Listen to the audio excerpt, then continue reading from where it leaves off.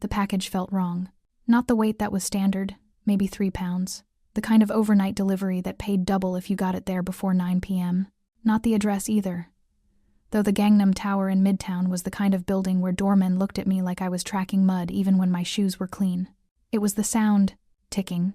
Jasmine Carter stood frozen in the marble lobby, her worn messenger bag digging into her shoulder, the box in her hand suddenly feeling like it weighed 1,000 pounds. Around her, the evening rush continued, designer heels clicking against imported tile, the soft ding of elevator arrivals, the low murmur of wealth conducting its business in 4 different languages. No one else heard it. The ticking, soft, rhythmic, mechanical. Tick, tick, tick. The sound was so faint she almost convinced herself she'd imagined it. Almost, but Jasmine had learned to trust her instincts during her 2 years in Seoul, navigating a city where she'd been perpetually foreign, perpetually watched, perpetually aware that one wrong move could spiral into disaster. This felt like that, like standing on the edge of something dangerous. Her throat closed. Her hands started shaking. Every news report she'd ever seen about package bombs flashed through her mind in rapid succession. The marathon, the mailrooms, the delivery drivers who'd never made it home, the faces of victims, the twisted metal, the investigations that lasted years. The doorman was watching her now, his hand moving toward something beneath the desk. Security. A panic button. She was a black woman in delivery gear, standing in a lobby that cost more per square foot than her entire year's rent, holding a box that was ticking. This was about to go very, very badly. "Excuse me, miss." The doorman's voice had that particular edge. Polite. Dangerous. The tone people used when they were about to call the police but wanted to give you one chance to make it easier on yourself. "Is there a problem?" Jasmine's mind raced through options like shuffling cards. She could run, drop the box, and bolt for the street. Let them call the bomb squad, lose her job but keep her life. Metro Express had a zero-tolerance policy for abandoned deliveries. She'd be fired, blacklisted, unemployable in the delivery sector. But she'd be alive. She could freeze, wait for security to tackle her, for the police to arrive, for everything to spiral into a nightmare she couldn't control. She'd seen the videos, knew how these situations escalated. A black woman with a potential bomb. That story ended in handcuffs at best, bullets at worst. Or, her eyes dropped to the label. The name written in precise, angular handwriting that looked like it had been done with an expensive pen by someone who'd learned calligraphy. Kim Tae-sung. Penthouse Suite. Chonguge Ball. Heaven's Fire. Korean characters. A phrase that didn't match the English translation. Jasmine's heart kicked against her ribs. She'd spent 2 years in Seoul teaching English at a private academy in Gangnam, living in a goshiwon the size of a closet, eating more kimbap and tteokbokki than should be legally allowed. She dated a linguistics major named Jinho, who'd made her memorize idioms and slang until they were second nature, who'd taught her that Korean was a language of layers, of meanings beneath meanings, of saying one thing and implying another. And she knew with bone-deep certainty that Heaven's Fire wasn't the poetic phrase written on that label. The Korean characters spelled something else entirely. Tsioge Bursi, Jigokui Bulsi, Hell's Ember, the spark that starts an inferno. A term Jinho had explained once, drunk on soju at 3 a.m., talking about the organized crime novels he loved. It was a threat phrase, a warning used by rival organizations, a declaration of war wrapped in poetic language that only someone fluent in both Korean and its criminal subculture would recognize. The box wasn't the weapon. The box was the message. And whoever Kim Tae-sung was, he had maybe 30 seconds before someone in this building opened that message and understood exactly what it meant. Jasmine made her choice. She ran not toward the exit, but toward the elevators. The doorman shouted behind her, his chair scraping against marble with a sound like a scream. Her thumb jammed the penthouse button repeatedly, her heart hammering against her ribs as the doors tried to close, and security rushed forward. A hand caught the elevator door. The security guard, young, Latino, with kind eyes that were now hard with suspicion, reached for her. "Ma'am, you need to come with me." "삼층에 폭탄이 있어요," Jasmine shouted in Korean. "There's a bomb on the 3rd floor." It was a lie, a distraction, but it worked. The guard's eyes widened, his hand releasing the door, reaching for his radio instead. The elevator doors closed. The car shot upward. 43 floors in express silence. Just Jasmine, the ticking box, and the absolutely insane decision she'd just made. Her reflection in the polished brass showed a woman she barely recognized, wild-eyed, breathing hard, clutching a potential bomb like it was a life raft. "What are you doing?" Her rational mind screamed. You just ran toward danger. You just lied to security. You just made yourself complicit in whatever this is. But her gut, the same instinct that had kept her safe in Seoul, that had warned her away from dangerous situations, that had learned to read the subtle currents of threat, told her this was the right choice, the only choice. The elevator dinged. 43rd floor. The doors opened onto a private foyer that looked like it had been designed by someone who believed in power through minimalism.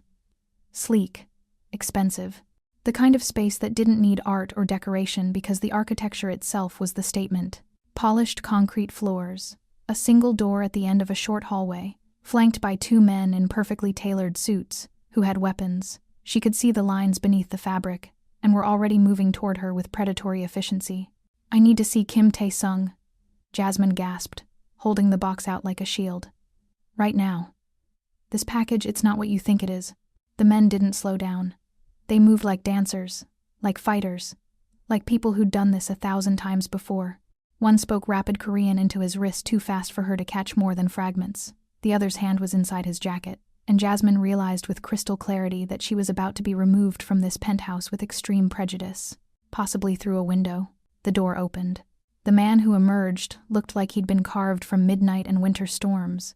Sharp jaw, black hair swept back, with careless precision, that probably took 20 minutes and expensive product to achieve. Eyes so dark they seemed to swallow light. He wore a Tom Ford suit. She recognized the cut from the wealthy clients she delivered to like armor. And when those eyes locked on Jasmine, she felt the temperature drop 10 degrees. Kim Tae-sung. Had to be. He assessed her in 3 seconds flat, the kind of comprehensive evaluation that saw everything. Her delivery uniform with the Metro Express logo, her trembling hands, her brown skin, the desperation in her eyes. The box she clutched like a talisman. She watched him take it all in and calculate threat levels, probability matrices, 50 different scenarios playing out behind those cold, intelligent eyes. "Mumcho," he said quietly. "Stop." The guards froze immediately. Not slowed, not hesitated. Froze like they'd hit an invisible wall. That kind of instant obedience came from fear, respect, or both. His gaze moved from Jasmine's face to the box in her hands, back to her face, calculating, assessing. She watched him notice the ticking, see her recognition of it, process the fact that she was standing here holding it instead of running. "Nugunya?" he asked. "Who are you?" His voice was smooth, cultured, the kind of Korean that came from good education and better breeding. Seoul dialect, not provincial. The accent of someone who'd grown up with money and expectations. Jasmine Carter. Metro Express delivery. Her voice came out steadier than she felt. Her father's training kicked in. He'd been a paramedic. Had taught her how to stay calm when everything was falling apart. Breathe. Focus. Assess. "This package, sir. The label. It's wrong." One eyebrow lifted fractionally. The movement was so controlled, so minimal, that it spoke volumes about how tightly he regulated his expressions. "Wrong. The Korean doesn't match the English. Someone sending you a threat disguised as a delivery." She took a breath, switched languages. Her soul learned Korean rough but clear. "지옥의 불씨. 누군가가 당신을 죽이려고 해요." Hell's ember. Someone's trying to kill you. The hallway went absolutely silent. Even the ambient sounds of the building seemed to disappear, the HVAC, the distant elevator machinery, the city noise that normally filtered through even the best insulation. Everything stopped. Kim Tae-sung's expression didn't change, not a flicker, not a crack in that perfect control, but something shifted in the air, something cold and lethal. The temperature didn't just drop, it plummeted. The guards' postures changed subtly, hands moving fractionally closer to their weapons. He moved forward in 3 strides, taking the box from her hands with surgical precision. His fingers were warm, steady, completely controlled. He set it down on the foyer table with the kind of care people used for live explosives, because it probably was a live explosive. His fingers traced the label, the Korean characters, reading them with the kind of attention that suggested he knew exactly what they meant. Then he looked at Jasmine with an intensity that made her skin prickle, made her aware of every nerve ending, every instinct screaming that she was standing in front of something dangerous. "당신은 한국어를 읽을 수 있어요? You can read Korean?" "네. 서울에서 2년 동안 살았어요." "Yes. I lived in Seoul for 2 years. 강남에서 영어를 가르쳤어요." "I taught English in Gangnam." Something flickered in his eyes. Surprise, maybe. Or recognition. He studied her with new attention, taking in details he'd missed before. The way she stood, the way she pronounced the words, the cultural cues she was unconsciously displaying. And you came up here to warn me. Not a question. An observation laced with something she couldn't quite identify. Surprise, maybe. Or curiosity. Or suspicion. You have maybe 2 minutes before building security calls the police about the crazy delivery girl who ran into your private elevator with a ticking package, Jasmine said. The adrenaline was starting to fade, leaving behind clarity and terror in equal measure. So if this is actually a bomb, we should probably not be standing this close to it. A ghost of something amusement? Respect? Flickered across his face. It transformed him for a microsecond, made him look younger, more human, less like a statue carved from ice and violence. He spoke to his guards in rapid Korean, the words tumbling out too fast for Jasmine to catch all of them. She heard, "Scan it. Don't open it. Call the team. Lockdown protocol. Sweep the building. Check all entrances." The guards moved immediately, one pulling out what looked like a military-grade scanning device, the other speaking urgently into his wrist mic. Their efficiency was terrifying. This wasn't their first bomb threat. This was routine. Then Taesung's attention returned to her, and the weight of his focus was like standing under a spotlight, like being seen by something that could decide, in an instant, whether you lived or died. "You just saved my life." Jasmine Carter from Metro Express Delivery. His English was perfect, barely accented, with the kind of precision that came from international schools or extensive time abroad. Or you're part of an elaborate setup. Which is it? The question hung between them like a blade. Before she could answer, one of the guards returned with a device that looked like something from a spy movie. Small screen, various sensors, blinking lights that meant absolutely nothing to Jasmine, but clearly meant something to them. He ran it over the package, studied the readout with the kind of focus surgeons used, then spoke quietly in Korean. Jasmine caught. Pressure sensor, mercury switch, motion activated, sophisticated construction. Her stomach dropped. It was a bomb. She'd been carrying a bomb through Manhattan for the last hour, had loaded it into her car alongside birthday presents and Amazon orders, had driven it through traffic, over potholes, around corners, had carried it through that lobby, into that elevator, stood here holding it while talking. Any one of those movements could have triggered it. She should be dead. Kim Tae-sung watched her process this, watched the color drain from her face, watched the realization hit her like a physical blow, and something in his expression softened infinitesimally, not much, barely perceptible, but there. "Gomawayo," he said quietly. "Thank you." The formality of the phrase, the depth of meaning Korean packed into those 3 syllables, hit her harder than the casual English equivalent ever could. Then, switching back to English, "You should sit down before you fall down.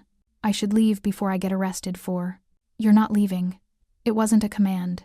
It was a statement of fact, delivered with the certainty of someone who made declarations and watched reality bend to accommodate them.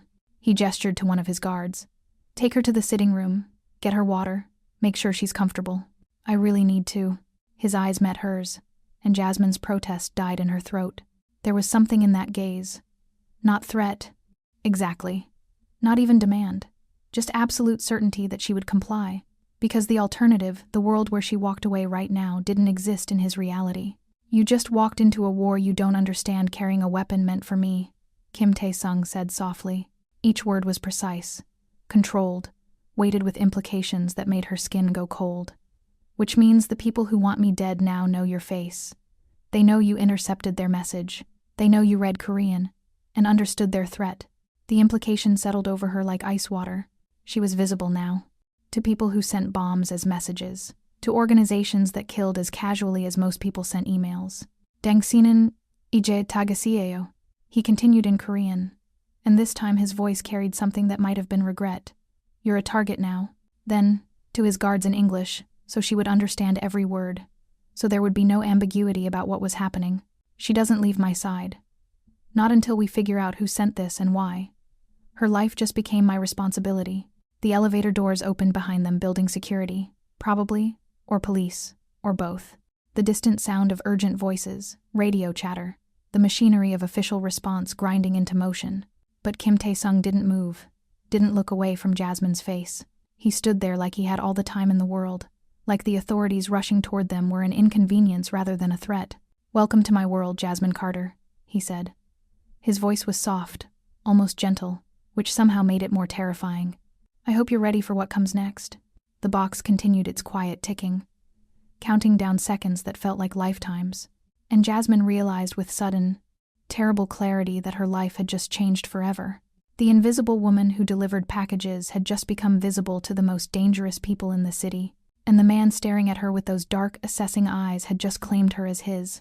Kim Tae-sung's penthouse was a study in controlled power. Jasmine sat in what the guard had called the sitting room, though it felt more like an interrogation space with better furniture. The water they'd brought her sat untouched on the glass table. She didn't trust herself to pick up the glass without her hands shaking.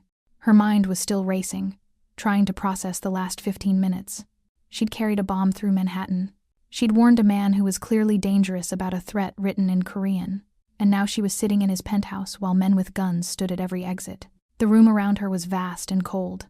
Floor-to-ceiling windows overlooked Manhattan like a kingdom spread out for inspection, the city lights beginning to sparkle as dusk settled over the buildings.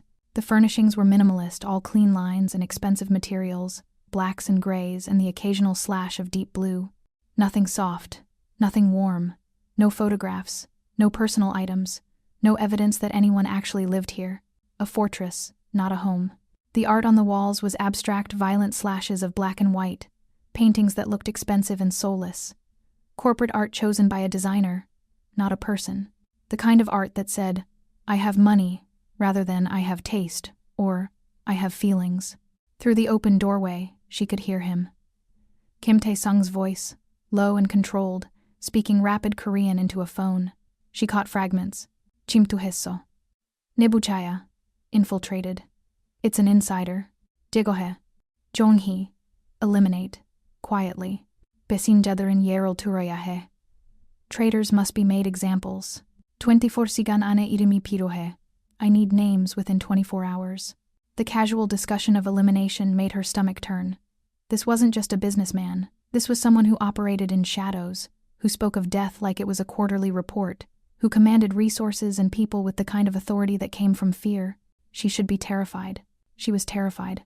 But underneath the fear was something else. A dangerous curiosity about the man who'd looked at her with those dark, assessing eyes and decided she was worth protecting. Another voice joined his. Female. Speaking Korean with a Seoul accent that suggested education and breeding. 확실해요? 그녀를 믿어요? Are you sure? You trust her? 아니. No. Tae-sung's response was immediate. 하지만 그녀는 아직 유용해요. But she's useful. For now. The words hit Jasmine like a slap. Useful. That's what she was to him. A tool. A resource. Something to be used until she wasn't useful anymore. She stood, anger suddenly overriding fear. She'd risked everything to warn him, had put her job and her life on the line, and to him she was just another asset to be calculated and discarded. The voices in the other room stopped abruptly. Footsteps approached, and the woman who appeared in the doorway made Jasmine's breath catch. She was stunning in that particular Korean way, pale skin, sharp features, hair pulled back in a severe bun that emphasized her elegant bone structure. Late 20s maybe, wearing a tailored black suit that screamed designer. Her eyes were intelligent, assessing, cold. 안녕하세요, she said, her voice professionally neutral. Hello. Then switching to English. I'm Park Min-ji, head of security. Jasmine Carter. She tried to keep her voice steady. Though I guess you already know that. Min-ji's lips curved in something that wasn't quite a smile. We know everything about you, Miss Carter. Or we will within the hour. Background check is already running. Of course it is. You seem upset. Min-ji moved into the room with the grace of a dancer or a fighter. Hard to tell which. Did you expect gratitude? A reward? I expected basic human decency. Then you came to the wrong place. Min-ji sat across from her, crossing her legs with deliberate precision. Mr. Kim doesn't deal in expectations or emotions. He deals in calculations and risks. You presented as both a risk and a potential asset. He's evaluating which you are. I saved his life. Maybe. Or, you're part of the setup, the bomb carrier who plays hero, gains trust, gets inside, and eliminates the target when his guard is down. Min-ji's eyes were like chips of black ice. It's been done before. Successfully. Jasmine's hands clenched. I'm a delivery driver. I make $18 an hour plus tips. I live in a 400 square foot studio in Queens and eat ramen 4 nights a week. I'm not some sophisticated assassin. The best ones never look like they are. Then why am I sitting here instead of being questioned by police? Why bring me inside at all? Because Mr. Kim is curious. Minji's voice dropped slightly. You spoke Korean. You read the threat. You came to warn him instead of running. That combination of language skills, cultural knowledge, and courage or stupidity is interesting. Worth investigating. I'm not a puzzle to be solved. Everyone is a puzzle to Mr. Kim. Some are just more complex than others.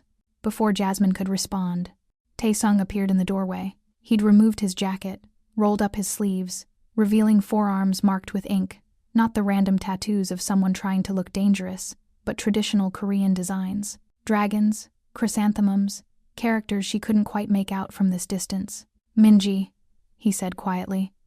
The sweep report. Building is clean.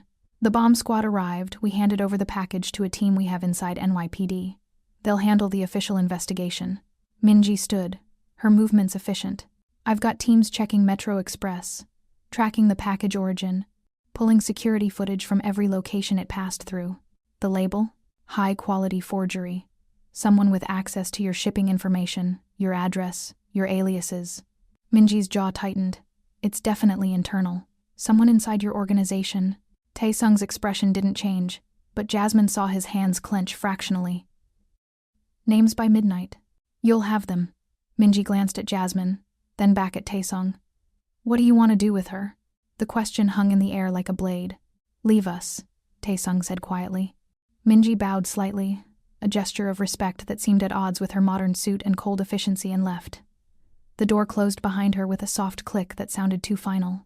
Taesung moved to the sideboard, poured amber liquid into 2 crystal glasses. He held one out to Jasmine. She took it, more for something to do with her hands than because she wanted it. The whiskey was expensive, she could tell from the weight of the glass, the color of the liquid, the way it didn't burn when she took a small sip. Hibiki 30-year, Taesung said, watching her reaction. Japanese whiskey. One of the few things the Japanese do better than we do. We? Koreans. He took a slow sip, his eyes never leaving her face. You lived in Seoul. You understand the rivalry, the pride, the complicated history between our countries. I understand that trauma runs deep, that colonization leaves scars that last generations. Jasmine met his gaze. I also understand that you're changing the subject. A ghost of a smile touched his lips. You're observant. I'm a black woman in America. Observation is survival. Something flickered in his eyes. Recognition, maybe, or respect. Then you understand what I am. A Korean crime lord operating in New York. She took another sip of whiskey, letting it warm her throat. Someone with enough power to have bomb squads on payroll, security teams that move like military units, and enemies who send explosive devices as calling cards. Is that all you see? I see a man who speaks of elimination like it's a business expense, who has traditional Korean tattoos that suggest Yakuza or Jopak connections, who lives in a fortress and treats people like assets. Jasmine set down her glass. I see someone dangerous who's decided I'm useful. Until I'm not. Taesung moved closer, each step measured and predatory. He stopped a few feet away, close enough that she could smell his cologne. Something expensive and subtle, cedar and bergamot. I'm going to tell you something true, he said quietly. Not because I owe you honesty, but because you've just become part of something you don't understand, and ignorance will get you killed faster than knowledge. He gestured to the windows, to the city spread out below them like a game board. My name is Kim Taesung. I'm the head of the Cheonsa organization, the Angels. Though we're anything but angelic, we control most of the Korean criminal operations in the tri-state area. Import-export, entertainment, protection, gambling, some less legal ventures I won't enumerate. His voice was matter-of-fact, clinical. I inherited this from my father, who inherited it from his father. It's a legacy written in blood and bound by honor codes most people don't understand. He turned to face her fully, and the look in his eyes was ancient, weary. The bomb was sent by a rival organization. Jade Serpent Chinese-Korean alliance that's been trying to take our territory for 3 years. They've killed 17 of my people. I've killed 32 of theirs.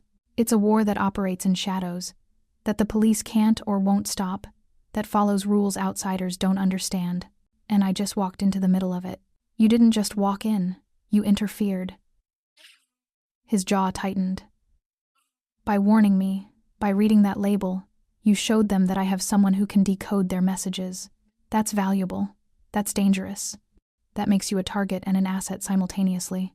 Jasmine felt the weight of it settling over her. So what happens now? Now I keep you alive while I figure out who inside my organization betrayed me, who had access to my shipping information, my addresses, my routines. He moved to the windows, his silhouette stark against the dying light. And you help me understand how deep the infiltration goes. I'm not a spy. I'm not trained for. You speak Korean. You understand the culture. You lived in Seoul for 2 years, which means you know how to navigate between worlds, how to be invisible when you need to be, how to read social cues that foreigners miss. He glanced back at her. That's more valuable than training. That's instinct. You can't just conscript me into your war. I'm not conscripting you. I'm offering you protection in exchange for cooperation. His voice softened slightly. The Jade Serpents know your face now, Jasmine. They know you work for Metro Express. They know your route, your schedule, your address. Her blood iced over. How? Because I know those things, and if I can find them, so can they. He pulled out his phone, typed something, then turned the screen toward her. It was her life, displayed in cold data points. Her apartment address in Queens, her mother's name, her facility in Albany, her work schedule, her car registration, her bank account balance, $847.23, which hurt to see, her student loan debt, $67,000, her credit score, mediocre, everything. I had you investigated while you sat here, Taesung said, his voice carrying no apology. The moment you warned me about that package, you became a person of interest. I needed to know who you were, what leverage existed, what threats you posed. Jasmine's hands shook with rage. You had no right. I have every right. His voice was steel wrapped in silk. You entered my world, Jasmine. And in my world, information is survival. I protect my people by knowing everything about everyone who gets close to me. I'm not your people. You are now, he said it with finality. The moment you read that label, you became part of this. The question is whether you survive it. The silence stretched between them, heavy with implications. What do you want from me? Jasmine asked finally. Right now? I want you to stay here, where I can protect you, where the Jade Serpents can't reach you. He pocketed his phone. Tomorrow we'll discuss what comes next, but tonight, you're safe, you're fed, you're under the protection of the Cheonza organization. I can't just stay here. I have a job, I have responsibilities. My mother is in Sunrise Memory Care in Albany, Taesung interrupted. Advanced dementia, progressive. You visit every Sunday. You pay $4,200 per month for her care, which is why you work 60-hour weeks and live in a studio apartment that costs $1,800 per month, because it's the cheapest you could find in a neighborhood where your car doesn't get broken into. Weekly. Each word was a violation, a stripping away of privacy, of dignity, of the walls she'd built around her life. You're a monster, she whispered. Yes, he said it without hesitation, without shame. But I'm a monster who keeps his people alive. And right now, you're my people whether you like it or not. He moved toward the door, then paused. There's a bedroom down the hall. Third door on the right. You'll find clothes, toiletries, everything you need. His voice softened infinitesimally. Get some rest, Jasmine Carter. Tomorrow, we figure out who wants me dead and why you're still alive. Then he was gone, leaving her alone in that cold, beautiful room with the city lights twinkling like broken promises below. 6 hours ago, Jasmine had been worried about making rent. She'd started her shift at Metro Express at 10 a.m., same as always. The morning had been typical cold coffee from the bodega on the corner, the familiar weight of her messenger bag, the organized chaos of the loading dock where packages got sorted by route. Leonard, the dispatcher, had given her the Midtown run with his usual mixture of condescension and suspicion. Think you can handle the wealthy folks today, Carter? They tip nice if you don't screw it up. Leonard was 60, white, from Staten Island, and had made it clear from day one that he thought women, especially black women, had no business doing real work. He gave her the worst routes, the heaviest packages, the apartments without elevators, and smiled while doing it. She'd smiled back, said thank you, taken the route sheet, because she needed this job, because her mother's care facility didn't accept IOUs or good intentions. Because making rent and eating regularly meant swallowing pride and anger in equal measure. The route had been standard. Luxury apartments, high-rises with doormen who barely acknowledged her existence. Packages that ranged from Amazon basics to high-end boutique orders. She was invisible in the way service workers were always invisible to the wealthy present but unseen. Necessary but unvalued. Until that package. Now, standing in the guest bedroom of Kim Tae-sung's penthouse, Jasmine tried to process how completely her life had derailed. The room was larger than her entire apartment. King bed, with slate-gray linens that probably cost more than her monthly rent. Sitting area with a view of the city that made her chest ache. Bathroom with marble surfaces and a shower that looked like something from a luxury hotel. And clothes. Someone had gone to her apartment. She felt sick thinking about strangers going through her things and brought back her clothes. They hung in the closet with unsettling organization, sorted by type and color.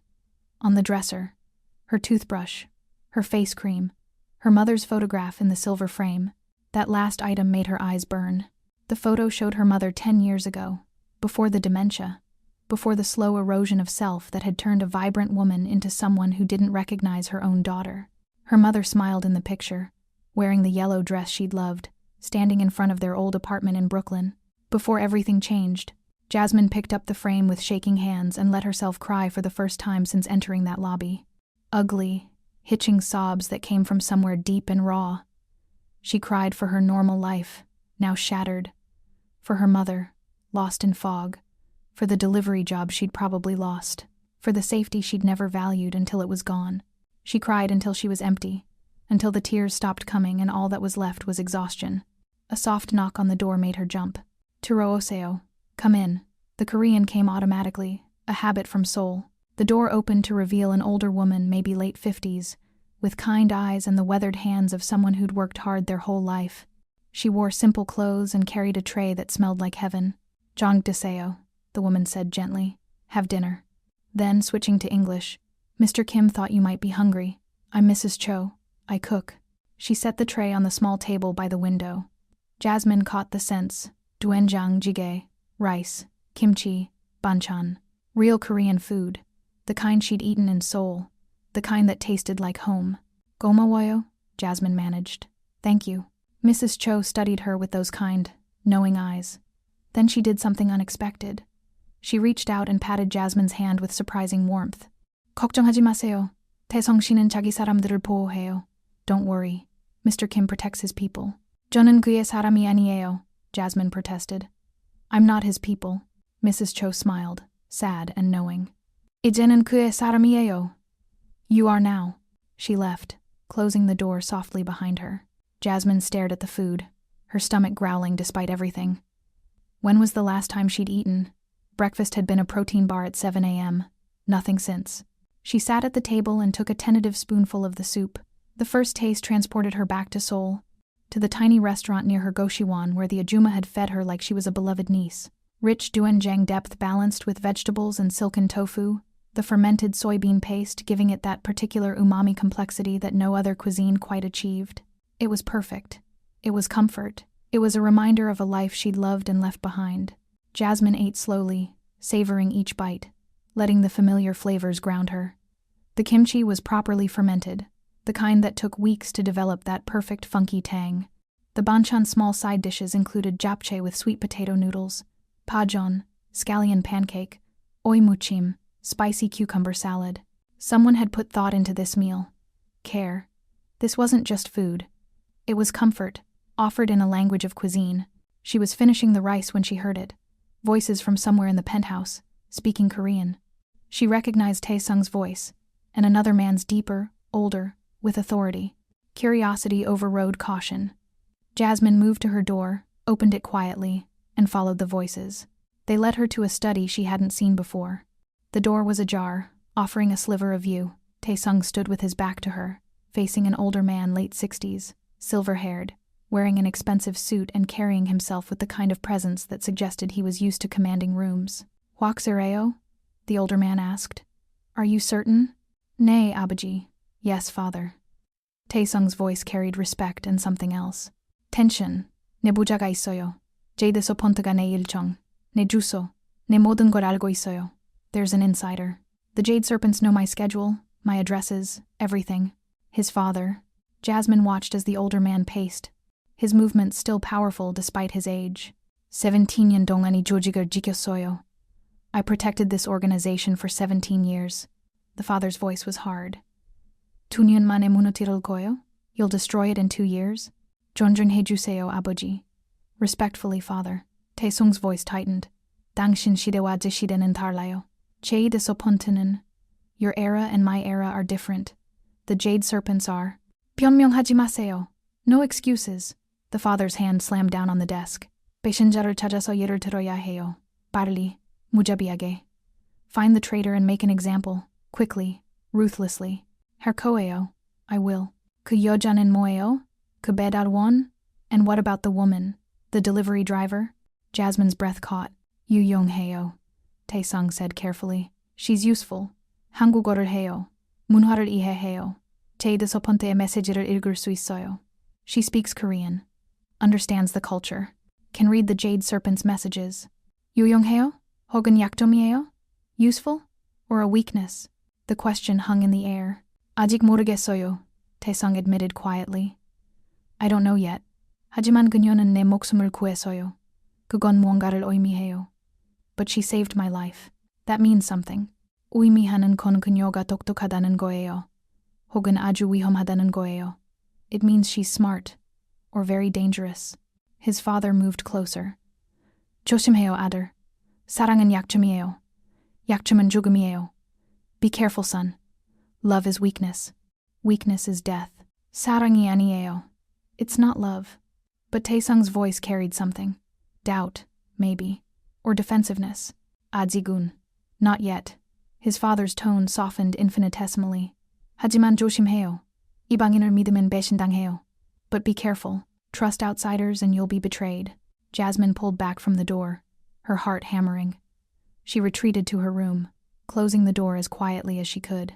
Love is weakness. Weakness is death. The words echoed in her mind as she sat on the too-soft bed, staring at her mother's photograph. She'd entered a world that valued survival over sentiment, power over compassion, control over connection.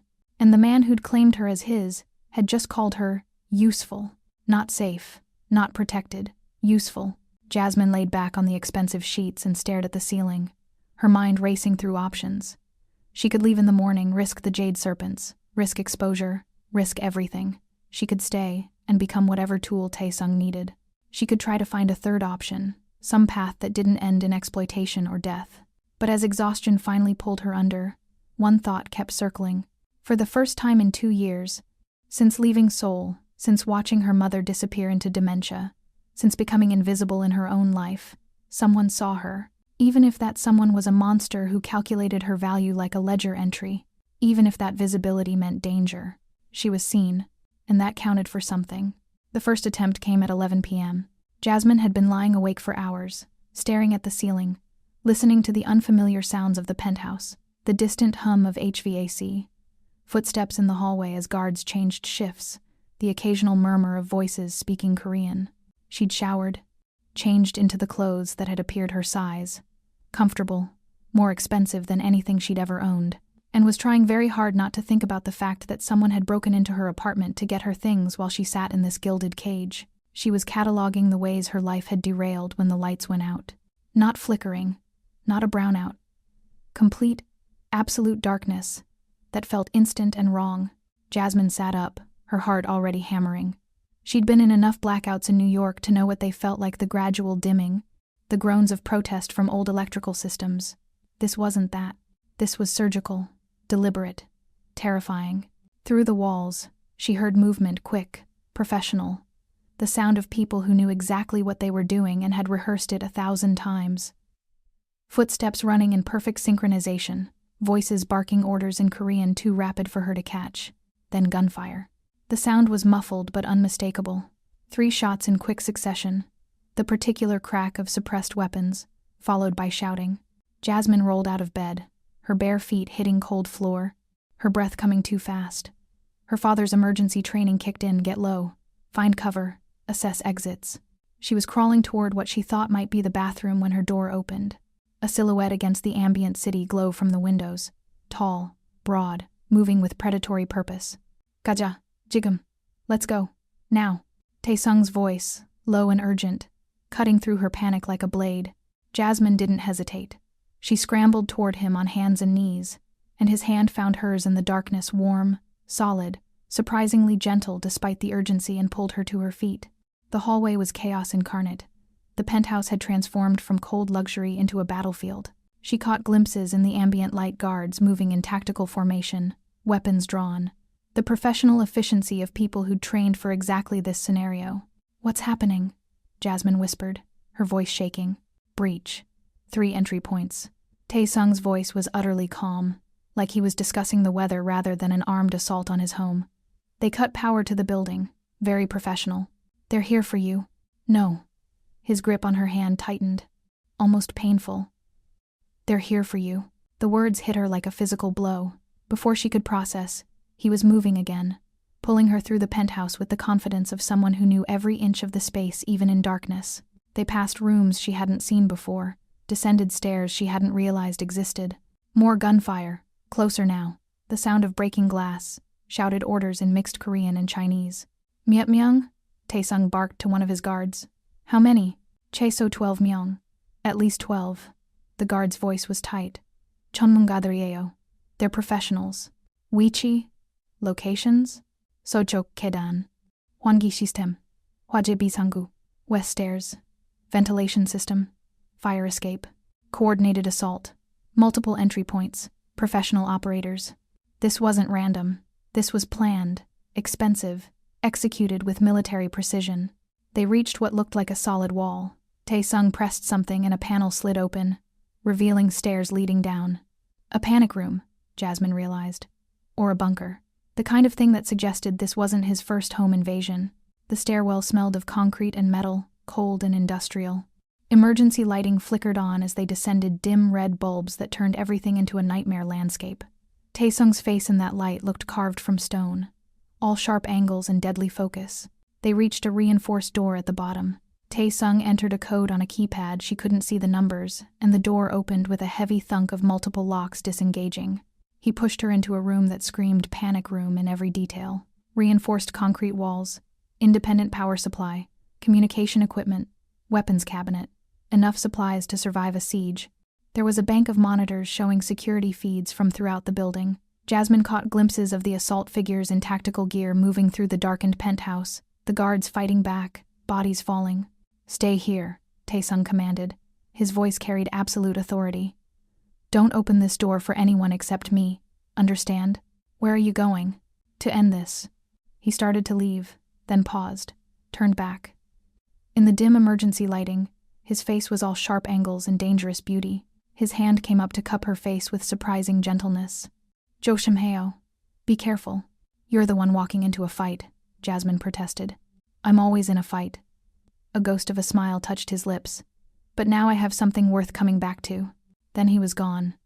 The panic room door sealing with a heavy thunk that echoed finality.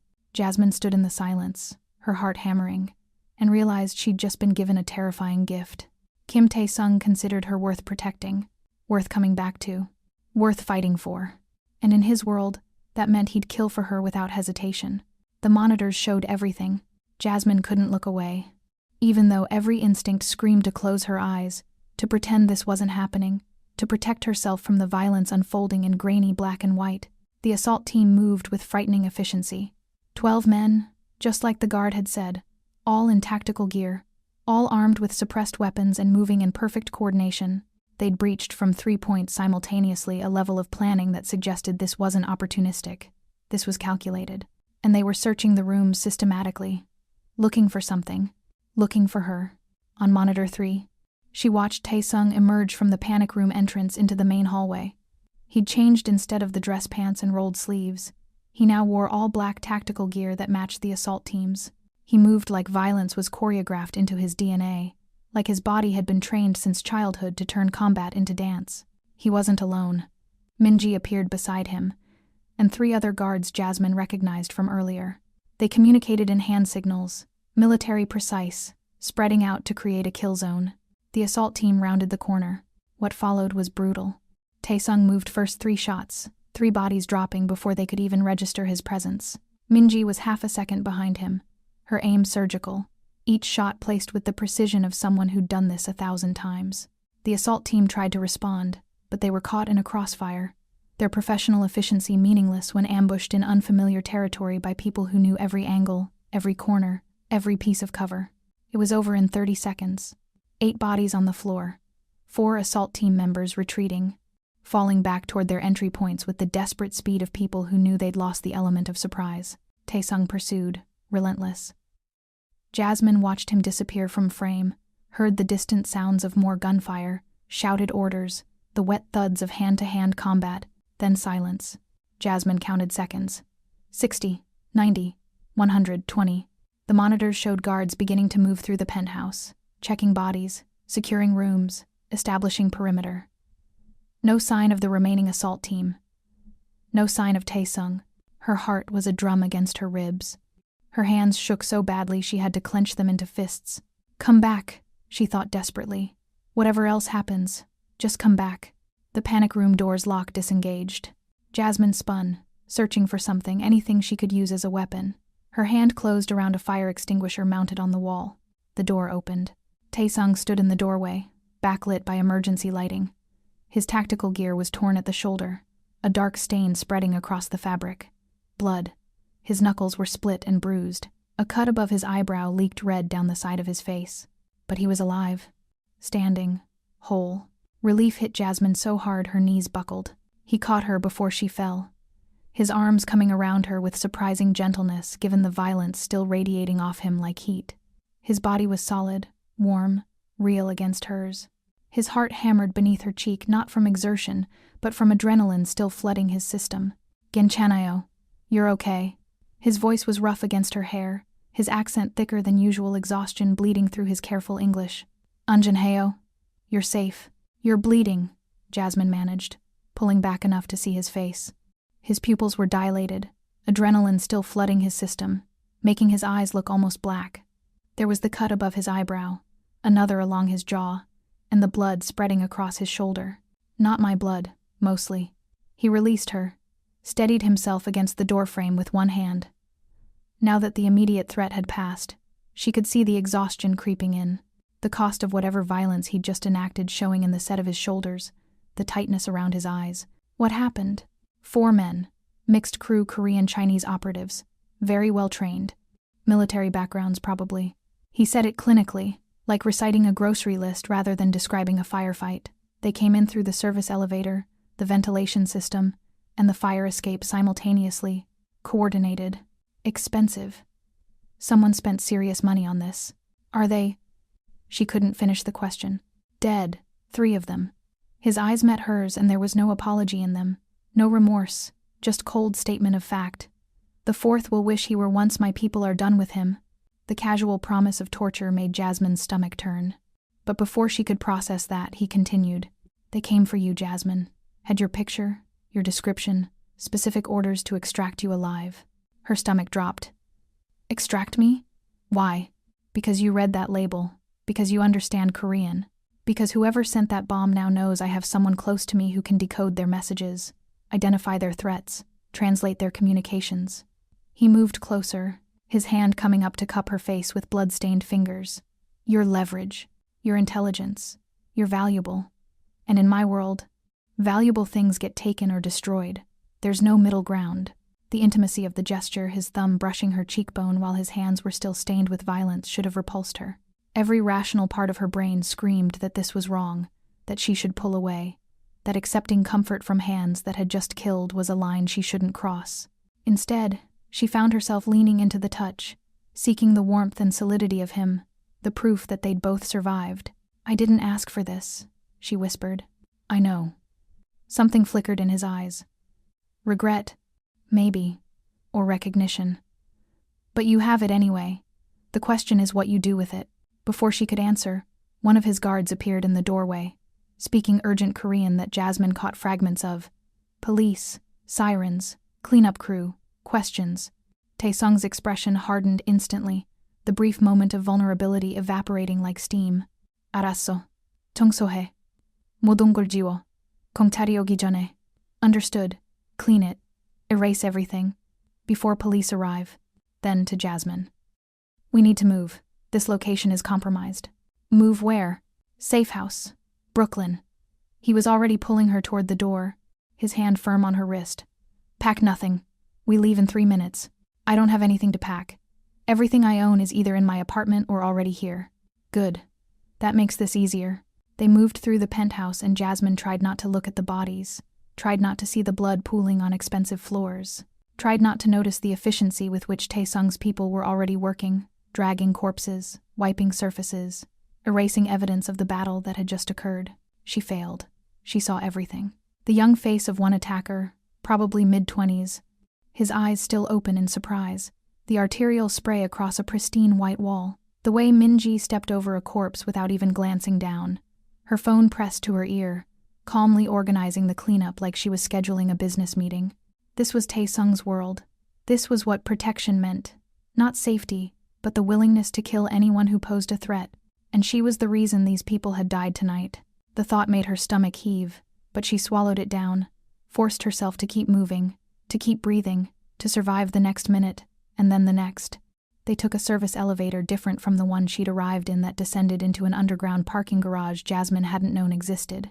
Multiple SUVs sat waiting, engines running, guards already positioned in defensive formation. Taesung guided her into the back of the middle vehicle. The leather seats were cool against her skin.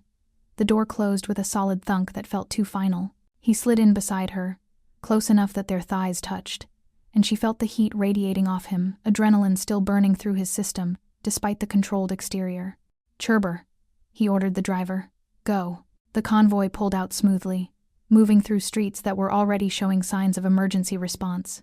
Distant sirens, police lights reflecting off buildings, but they moved in the opposite direction, away from the chaos, disappearing into the New York night. Jasmine sat in silence, her hands clenched in her lap, her mind trying to process everything that had just happened. She'd been in a war zone. People had died because of her.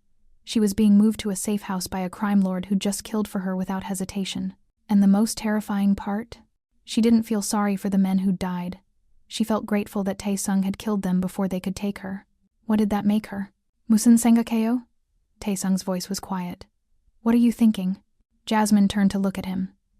In the passing streetlights, his face was shadowed, dangerous, beautiful in that terrible way that warned of poison wrapped in silk.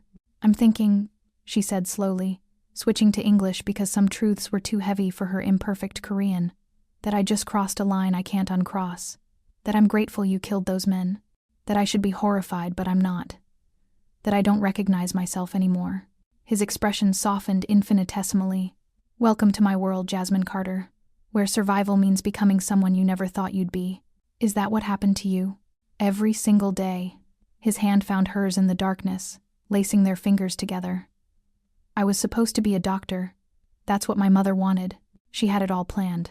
Seoul National University, medical school, a nice practice in Gangnam. Respectable, safe. What happened? My father happened.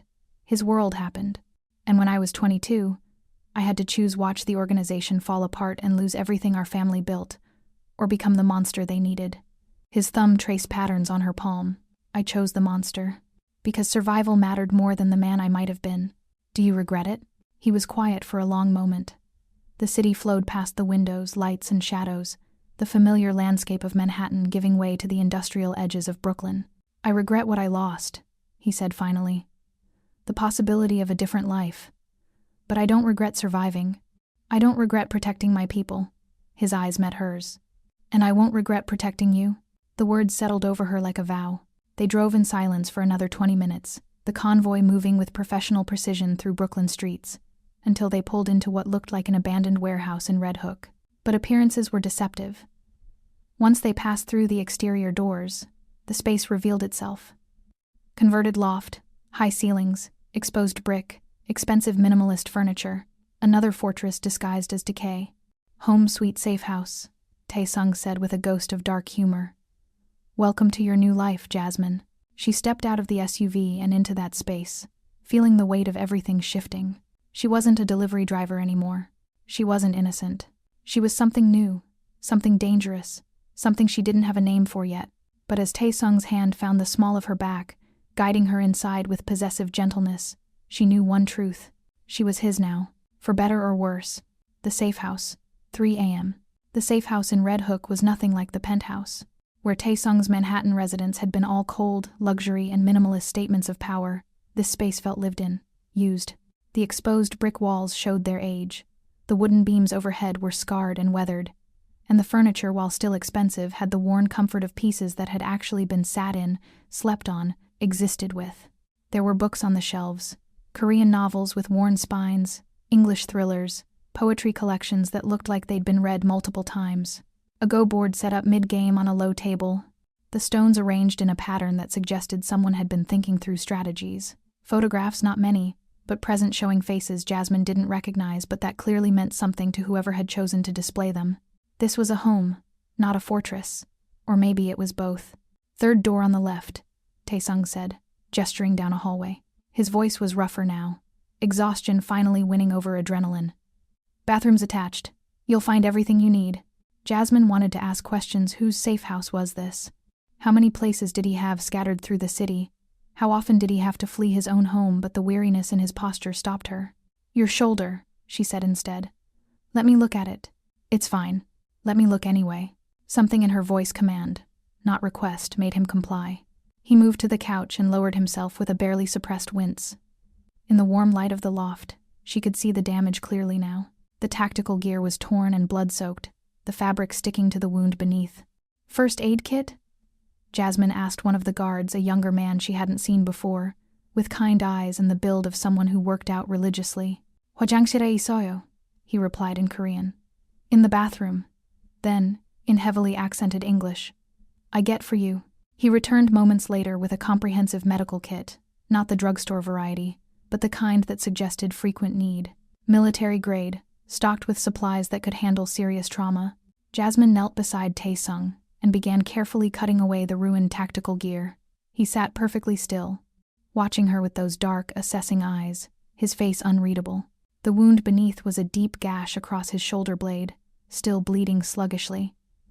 Not a bullet knife, probably, or shrapnel from something that had exploded, deep enough to need attention but not life-threatening. "This should have stitches," Jasmine said, examining it with the clinical eye her father had taught her. "Hospital would be better." "Not an option." Taesung's voice was flat. "Gunshot wounds and stab wounds have to be reported. Questions get asked. Trails get followed. So what? You just let it scar? I have antiseptic, butterfly closures, and very good painkillers. It'll heal."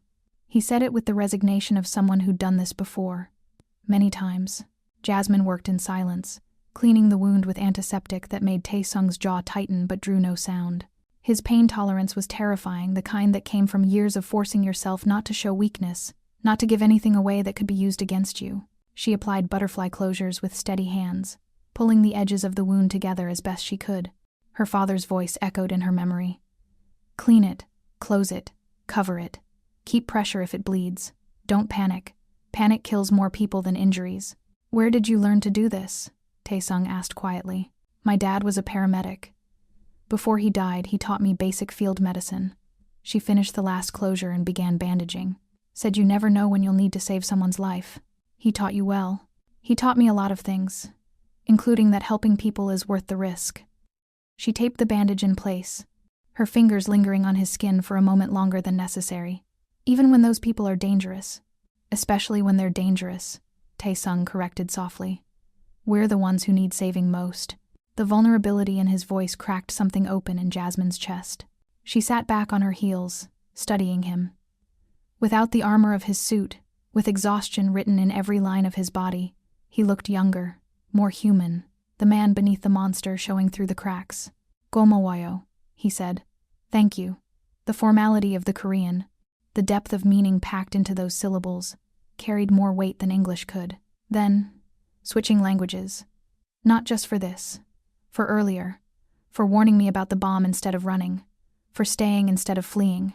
For—" He stopped, searching for words. "For seeing you." Jasmine finished quietly. His eyes met hers, and what she saw there made her breath catch. Not just gratitude, not just calculation. Something raw and desperate and deeply human. "Yes," he whispered. "For seeing me." The moment stretched between them, heavy with things neither knew how to name. The air felt charged, dangerous, like standing at the edge of a cliff and feeling the pull of the drop. Then one of the guards cleared his throat from across the room, breaking the spell. "Bogoso," the guard said apologetically. "Report." Taesung stood with visible effort, the weariness finally showing. He pulled on a clean shirt, black, simple, that someone had left on the couch arm. Then he turned back to Jasmine. "Get some rest. We'll talk in the morning about what comes next. What does come next." His expression hardened slightly, the monster sliding back into place over the man. "Next, we find who betrayed me, and we make sure they regret every decision that led them to tonight." Then he was gone, disappearing into another room with his guards, leaving Jasmine alone in the warm light of the safe house. She should sleep, should rest while she could. But her mind was too active, spinning through everything that had happened in the last she checked her phone 8 hours. 8 hours ago, she'd been a delivery driver worried about rent. Now she was in a safe house in Brooklyn, having just bandaged a crime lord who'd killed for her, marked as a target by an organization she didn't understand, and feeling things for a dangerous man that she absolutely shouldn't feel. Her phone buzzed, text messages flooding in from the outside world she'd left behind. "Leonard Metro Express. Where are you? You missed your shift. Call immediately or you're fired. Marcy," her friend. "Girl, you okay? Haven't heard from you in 2 days. Getting worried. Sunrise Memory Care. Miss Carter, your mother's monthly payment is due in 3 days. Please remit at your earliest convenience." The normal world, continuing without her. Demanding things she could no longer give. Expectations she could no longer meet.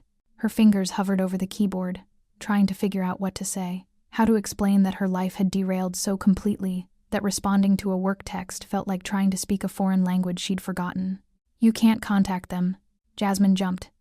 Minji stood in the doorway, arms crossed, her expression professionally neutral but not unkind. "They'll worry," Jasmine protested. "They'll call police. File missing person reports. Create trails that lead investigators to Mr. Kim." Minji moved into the room with that same dancer's grace. "Your phone is already compromised. The Jade Serpents will be monitoring it. Any communication becomes intelligence they can use. So I just disappear? Let everyone think I'm dead or kidnapped? You let everyone think you're taking emergency family leave. Which, technically, you are." Minji held out her hand. "Give me the phone. I'll have our tech people send appropriate messages from a clean device. Work gets notice you're on leave. Friends get a brief message that you're fine but dealing with family emergency. The care facility gets payment confirmation." Jasmine clutched her phone like a lifeline. It was her last connection to the normal world, the life she'd had before packages started ticking. "This is really happening," she said quietly. "This isn't temporary. This is my life now." "Yes." Minji's voice softened fractionally. "Welcome to the organization, Jasmine Carter. You're one of us now. Whether you chose it or not." Jasmine handed over the phone. Minji pocketed it and moved toward the door, then paused. "For what it's worth, you did well tonight. Most people would have panicked, frozen, gotten themselves killed. You stayed calm, followed orders, survived. I was terrified. So was everyone else. Fear doesn't make you weak, Jasmine. How you act despite the fear, that's what matters." Minji's expression was unreadable. "Mr. Kim chose well. You'll be an asset to the organization." Then she was gone, leaving Jasmine with those words echoing in her head. Asset to the organization. Not person, not woman, not even prisoner. Asset. The next morning, 8 a.m., Jasmine woke to sunlight streaming through industrial windows and the smell of something cooking. For one blissful moment, she forgot. Then reality crashed back: the attack, the deaths, the safe house. She sat up in the unfamiliar bed, her body aching from tension and exhaustion, her mind immediately cataloging threats, even though she was supposedly safe. The room she'd been given was simple but comfortable. Queen bed with soft gray linens, a dresser with fresh clothes folded on top. Someone had gone shopping, apparently, because these weren't from her apartment. Jeans in her size, soft sweaters, practical clothes that suggested long-term planning. She was going to be here a while. The bathroom was stocked with toiletries, good brands, chosen with care. Shower, clean clothes, and she felt almost human again. Almost. The smell of cooking drew her out into the main space. She found Taesung in the kitchen, and the sight stopped her in her tracks. He stood at the stove in jeans and a soft gray sweater, his hair still damp from a shower, cooking breakfast with the same precision he probably applied to everything. No guards hovering, No phone calls, no weapons visible. Just him, stirring soup and monitoring the rice cooker like it was the most natural thing in the world. The domesticity of it was jarring. "Atsi mogosoyo?" he asked without turning around. "Have you eaten?" The traditional Korean greeting, automatic and warm. "Anio." "No." Jasmine moved closer, drawn by both the food and the surreal normality of the moment. "I didn't know crime lords made breakfast." This crime lord was raised by a grandmother who believed no one should start the day on an empty stomach. He ladled soup into bowls with careful attention. She taught me that food is how we show care when words fail us. He set the bowl in front of her at the small table. "Doenjang jjigae again," but different from last night's version. This one was lighter, with more vegetables, fish cake sliced thin. The particular morning version that was meant to be gentle on the stomach. Jasmine accepted the bowl and the first taste transported her. The soup was perfect, rich doenjang depth balanced with vegetables and silken tofu. Exactly like what she'd eaten in Seoul in the small restaurants where ajumas had fed her like she was their own daughter. "Masisayo," she said softly. "It's delicious." Taesung watched her eat with an intensity that had nothing to do with hunger, and everything to do with the way she'd just praised his cooking in Korean, the way she understood the significance of the gesture, the way she belonged in this moment despite everything. "You really lived in Seoul," he said. Not a question, an observation, weighted with new understanding. "Gangnam, then Hongdae for the last 6 months." She took another spoonful, savoring it. "I taught English at a private academy called Bright Future. Lived in a goshiwon in Nonhaeon-dong that was about 8 feet by 6 feet. Ate more kimbap and convenience store triangle samgak kimbap than should be legally allowed." "Why did you leave?" The question was gentle but direct. "My mom." The pain was still fresh, even 2 years later. She started showing signs of dementia, forgetting appointments, getting confused about where she was, calling me by her sister's name. I came home for what was supposed to be a visit and realized she couldn't live alone anymore, couldn't take care of herself. Jasmine stared into her soup, watching the tofu float. "So I stayed, found the best facility I could afford. Got whatever work I could find that paid enough to cover the $4,200 per month. Delivery driving was flexible. Tips were decent in wealthy neighborhoods. And it was temporary just until I figured out something better." "But you never did." "No, because something better required time I didn't have and qualifications I couldn't afford to get. So I delivered packages and watched my mother disappear a little more every Sunday." Her throat tightened. "Do you know what it's like? Watching someone you love forget you?" She looks at me now like I'm a kind stranger, smiles politely, thanks me for visiting, doesn't remember that I'm her daughter. Taesung was quiet for a long moment. Then he stood, moved to a cabinet, and returned with something wrapped in cloth. He unwrapped it carefully, a jisa set. The ritual bowls and utensils used for ancestral rites. Old, clearly precious, the kind passed down through generations. The brass had the particular patina that came from decades of careful use, and the engravings were traditional dragons and phoenixes intertwined. "This was my grandmother's," he said softly. "She brought it from Busan when she immigrated in 1967. Used it every year to honor our ancestors, to maintain connection with the family we'd left behind." His fingers traced the delicate patterns with reverence. "She died 3 years ago. Left me this building, her recipes, and the understanding that family isn't just blood, it's who you choose to feed, who you choose to remember, who you choose to protect." The intimacy of the gesture showing her this piece of his history, his culture, his grief, made Jasmine's throat tight. "Why are you showing me this?" "Because you understand." His eyes met hers, intense and vulnerable. "You lived in Korea. You speak the language. You know what jung means, that particular Korean bond that forms when you share food and time and care. That can't be rushed or forced. That just grows over time until you can't imagine life without that person." He set down the bowl with careful reverence. "You're the first person I've met in this country who understands that. Who sees me as Korean first, dangerous second. Who can sit at my table and eat doenjang jjigae and know what it means that I cooked it for you myself. I see you as human," Jasmine corrected softly. "Dangerous and Korean and human all at once." Something cracked in his expression, the careful control shattering to reveal raw need beneath. "Johante sojoyo," he said quietly. "Stay with me. Not because you're trapped. Not because you're afraid. Not because you have nowhere else to go. But because—" He switched to English, the vulnerability too much for his native language. "Because I haven't felt this scene in 10 years.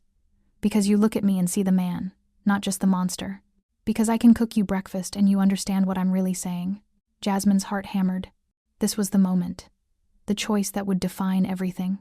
She could refuse, could insist on leaving, on trying to rebuild her normal life, on walking away from this dangerous, beautiful man who'd just offered her something more valuable than safety. He'd offered her understanding, recognition, the kind of connection she'd been starving for since leaving Seoul. She turned her hand over on the table, palm up, an offering. "같이 있을게요," she whispered. "I'll stay with you." His hand covered hers, warm and solid and certain. "고마워요," he said, and the depth of gratitude in his voice made her chest ache.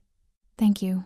They sat like that for a long moment, hands joined, the morning sunlight streaming through the windows, the doenjangjjigae still steaming between them, a moment of peace in the storm. Then Taesung's phone buzzed. The spell broke. He glanced at the screen, his expression hardening instantly. "Minji has information. About last night's attack." "What kind of information?" "The kind that means someone dies today." He stood, the tender man disappearing as the monster slid back into place. "Get dressed. Something practical. You're coming with me." "Where?" "To learn what it means to be part of this organization." His eyes met hers, and they were cold again, calculating, and to see exactly how we deal with betrayal. Protection, escalation, recognition, phase, part 2, 8 to 10 minutes. The warehouse, 11 am. The warehouse was in Red Hook, near the water. The kind of building that looked abandoned from the outside but housed operations the city would rather not acknowledge. Jasmine sat in the back of the SUV, Taesung beside her, Minji in the front passenger seat, and tried not to think about where they were going or why. "You don't have to see this," Taesung had said before they left the safe house. "I can have someone stay with you. You said, I'm part of this organization now. That means I see all of it, not just the parts you think I can handle." He'd studied her for a long moment, then nodded, respect flickering in his eyes. Now, pulling up to the warehouse, Jasmine felt her certainty wavering. The building loomed, industrial and threatening, and she could see guards positioned at every entrance. Whatever was happening inside, it required serious security.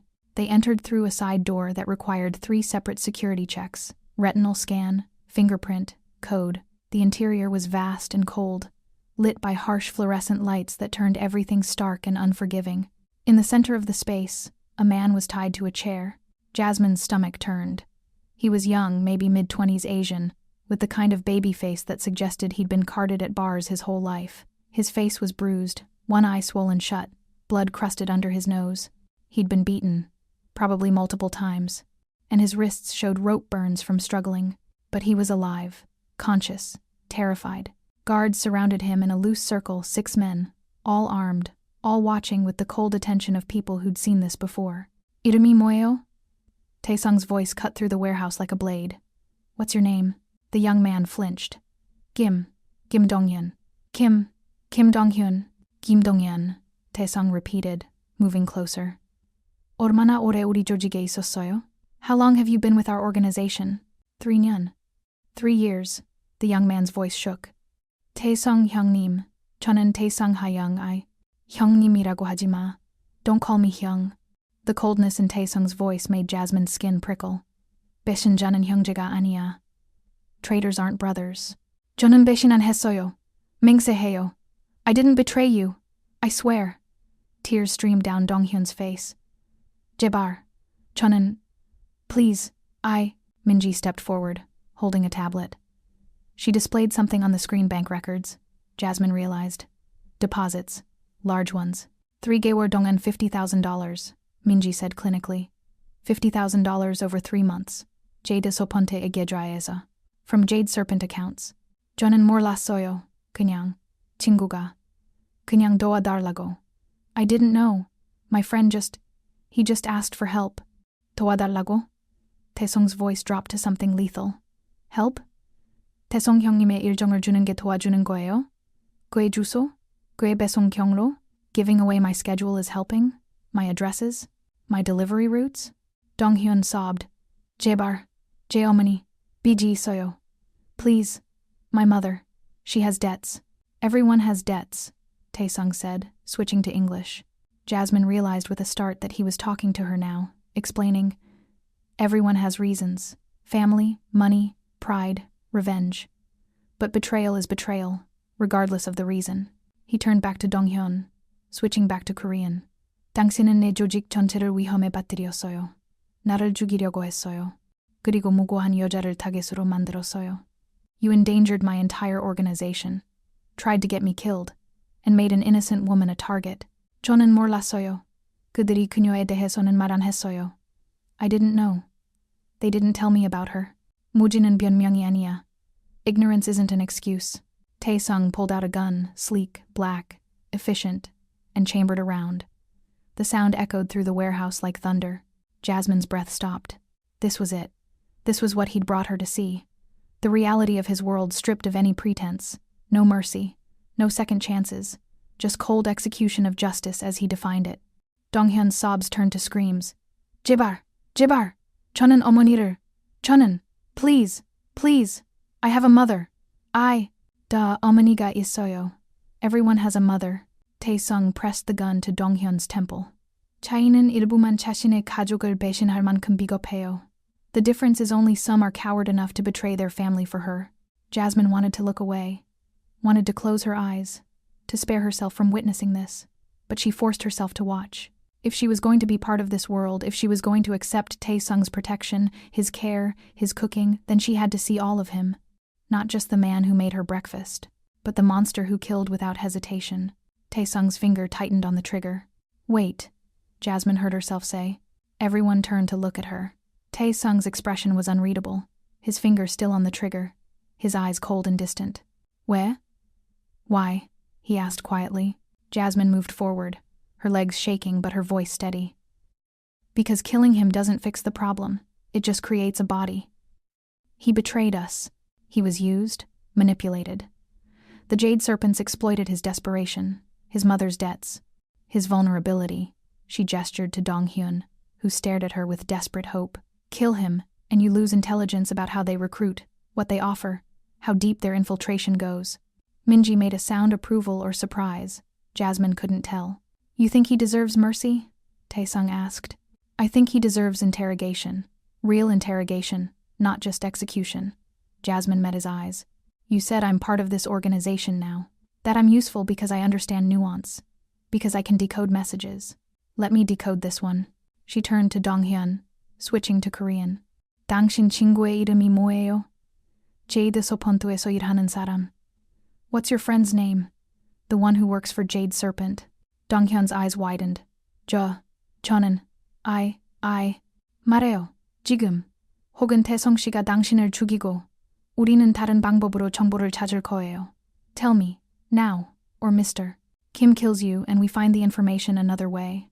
최소한 협조하면 당신 어머니는 안전할 거예요. At least if you cooperate, your mother stays safe.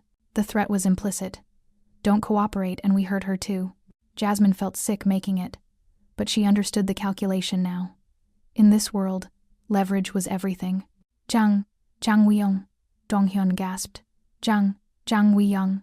그는 제이드 소폰트의 고위급이에요.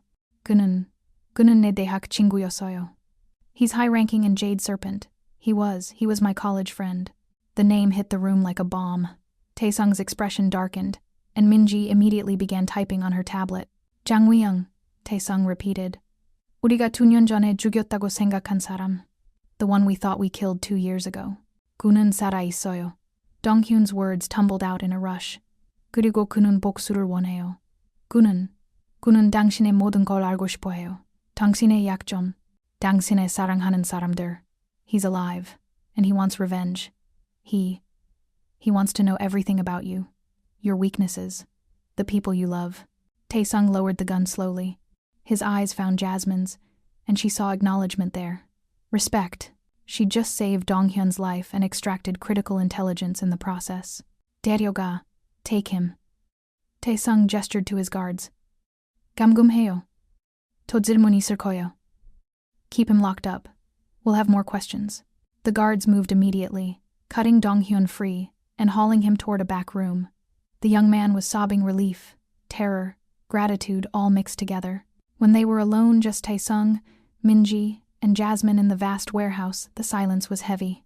That was well played, Minji said finally, her voice carrying genuine approval. Threat. Leverage, extraction of intelligence. Very professional. I feel like I'm going to throw up, Jasmine admitted. That's normal. The first time you threaten someone's family, it should make you sick. Minji's expression was almost sympathetic. If it ever stops making you feel sick, that's when you know you've become one of us completely. Taesung holstered his weapon and moved to stand in front of Jasmine. His hand came up to cup her face, his thumb brushing her cheekbone with surprising gentleness. 잘했어요, he said quietly. You did well. 당신은 생명을 구했어요. 그리고 우리에게 필요한 정보를 얻었어요. You saved a life, and got us the information we needed. I threatened a man's mother. You gave him incentive to cooperate. There's a difference. His eyes searched hers. This is who I am, Jasmine. This is what I do. I make hard choices. I threaten. I kill when necessary. And I protect my people with everything I have. I know. And you're staying anyway? She thought about it. Really thought about what she'd just witnessed. What she'd participated in. The line she'd crossed by threatening an innocent woman.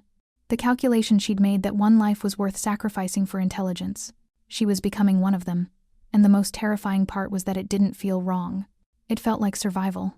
Yes, she said finally. I'm staying.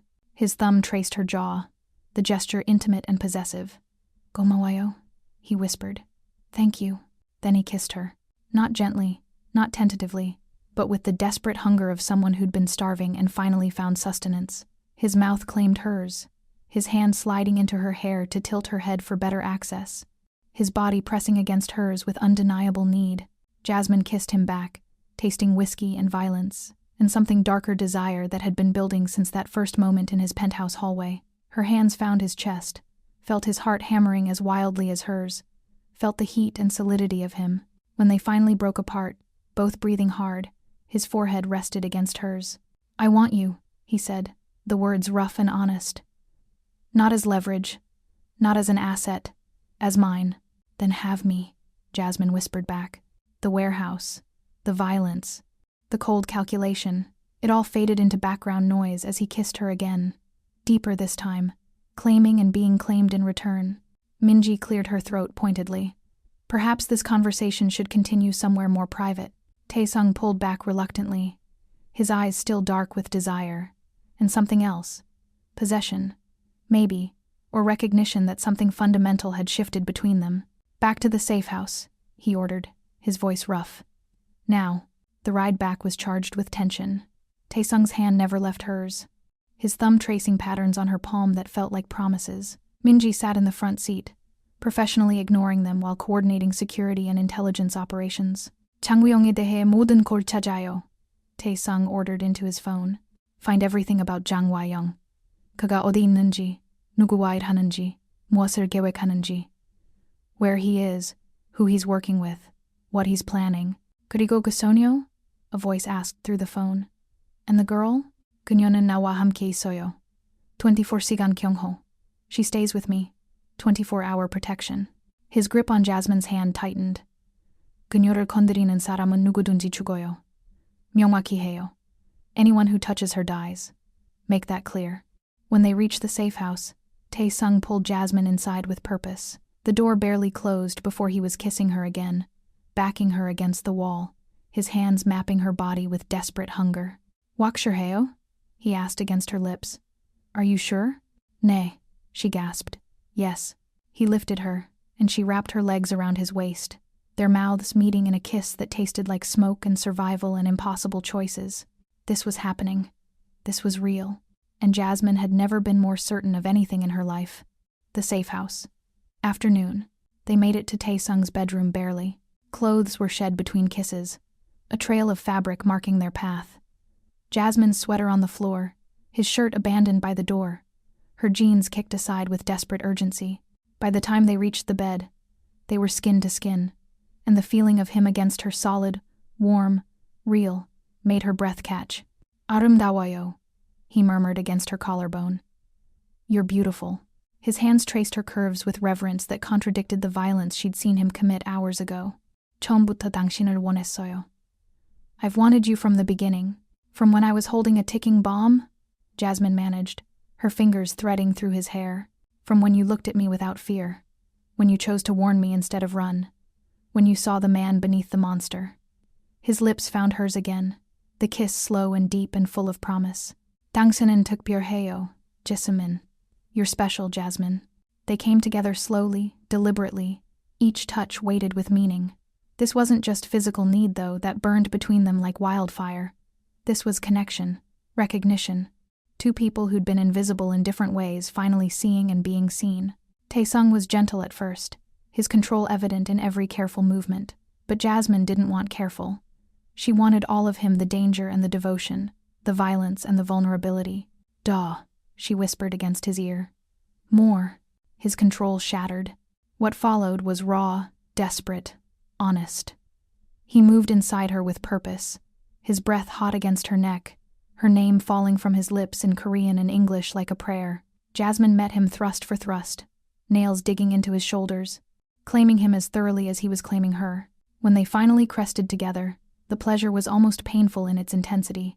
Taesung collapsed beside her, pulling her against his chest, both of them trembling and breathless. Negoeo, he said quietly into her hair. You're mine. Jasmine should have protested the possessiveness, should have reminded him that she wasn't property to be owned. But in this moment, wrapped in his arms, still feeling the echo of their connection, all she said was, 당신도 내거예요. You're mine too. His arms tightened around her, and she felt him smile against her temple.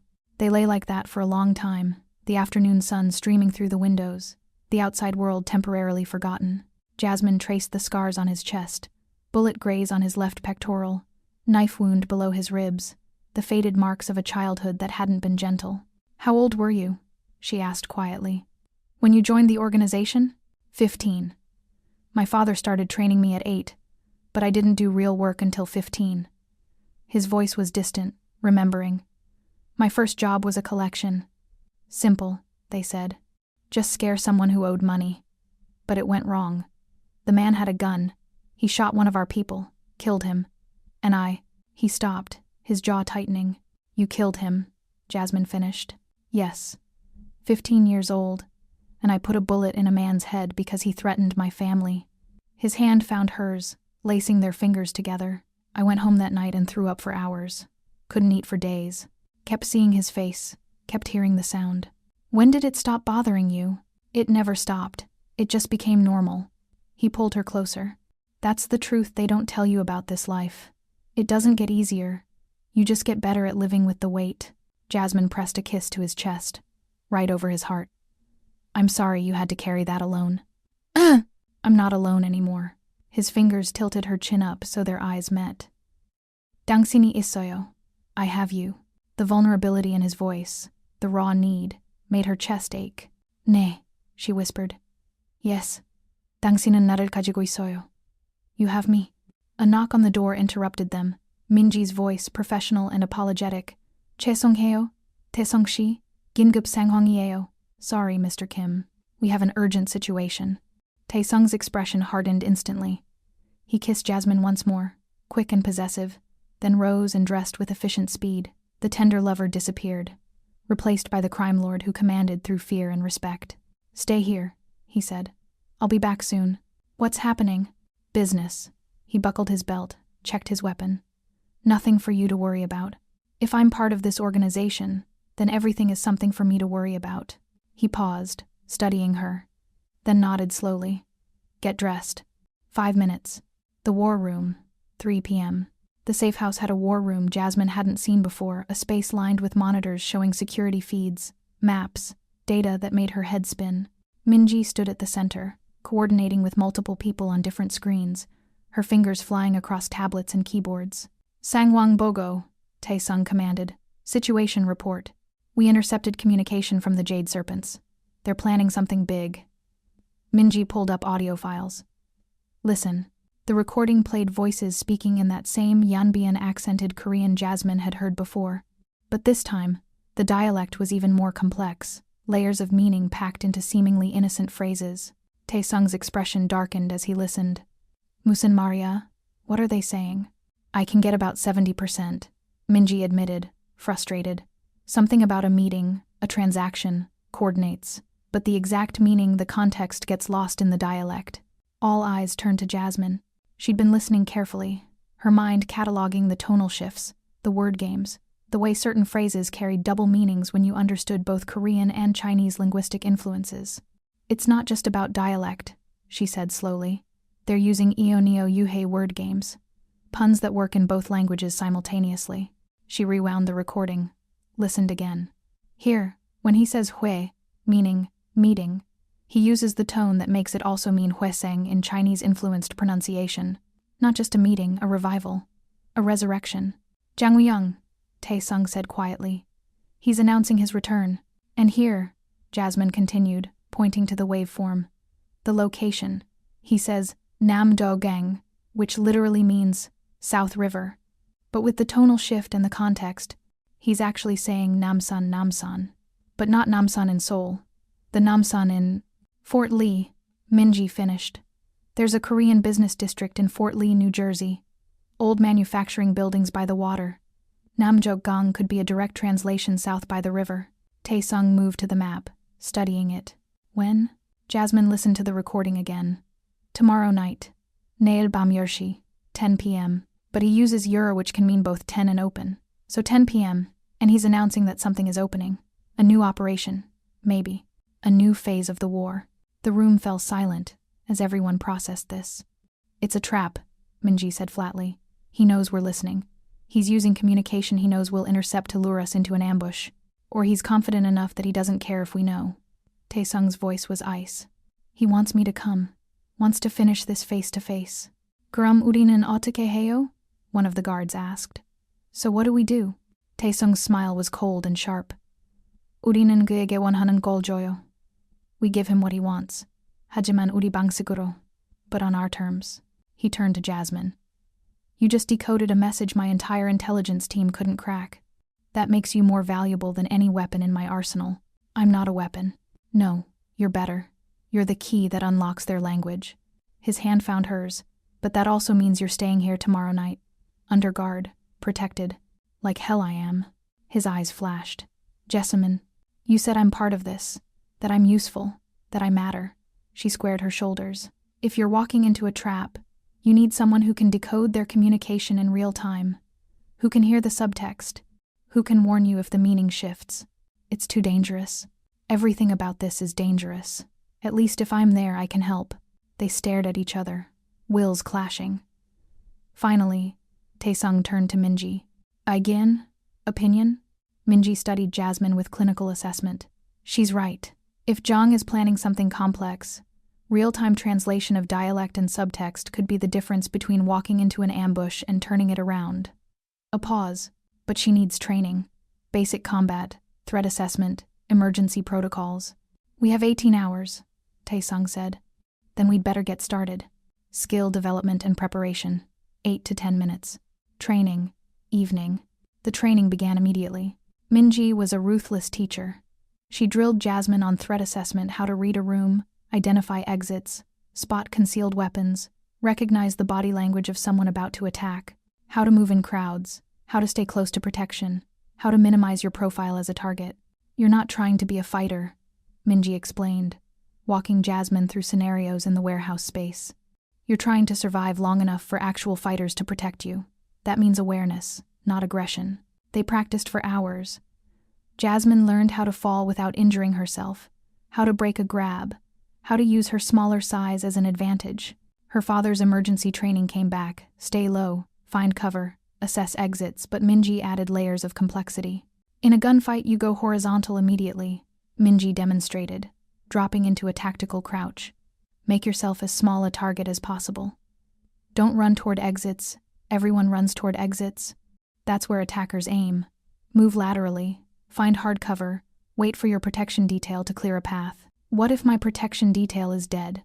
Then you fight like hell and pray. Minji's smile was grim. But Mr. Kim won't let you die. He'd burn the world down first. Weapons training. 8 p.m.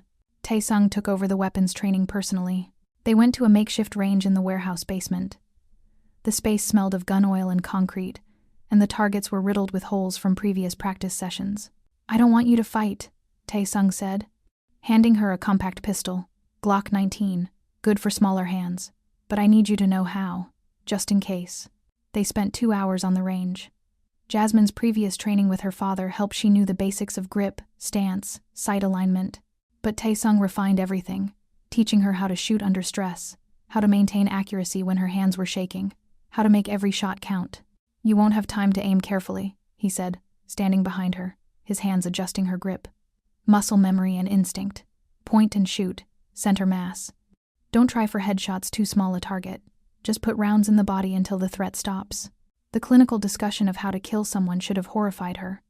Instead, Jasmine found herself focusing, learning, internalizing. Survival meant adaptation, and she was adapting fast. By the end of the session, she was hitting center mass with reasonable consistency. Not perfect, but good enough to potentially save her own life. "Jarhasoyo," Taesung said, his voice warm with approval. "You did well." He pulled her against him, despite the sweat and gun residue. "Dangsinan gangheo, Jasmine. You're strong." "Jasmine, I'm terrified." "Ganghan saramdo duryawaheo." "Strong people are afraid too." His lips brushed her temple.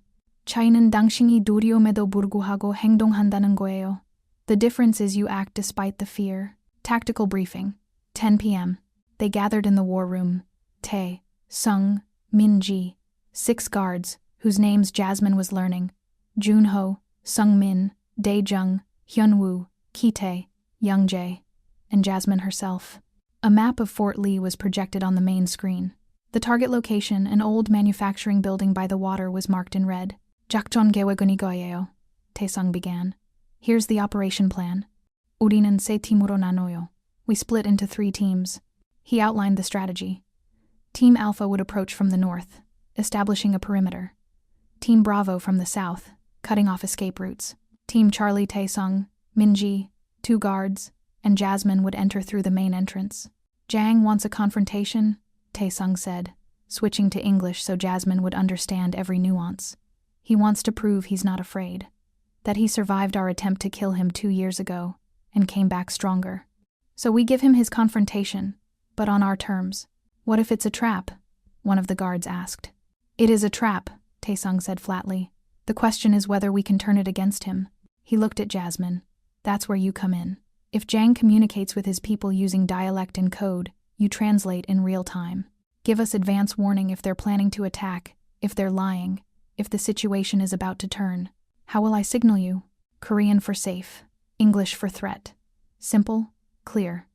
If you speak in Korean, we proceed.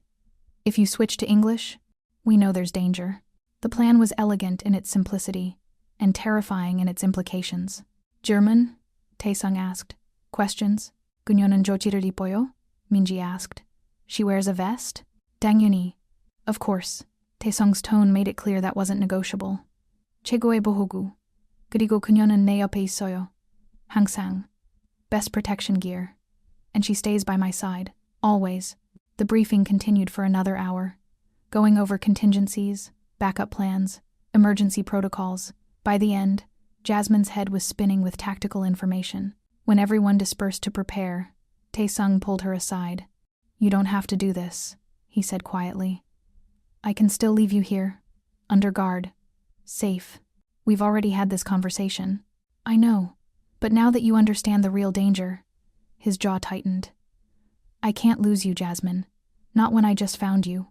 She reached up, cupping his face with both hands. "나도 같은 마음이에요.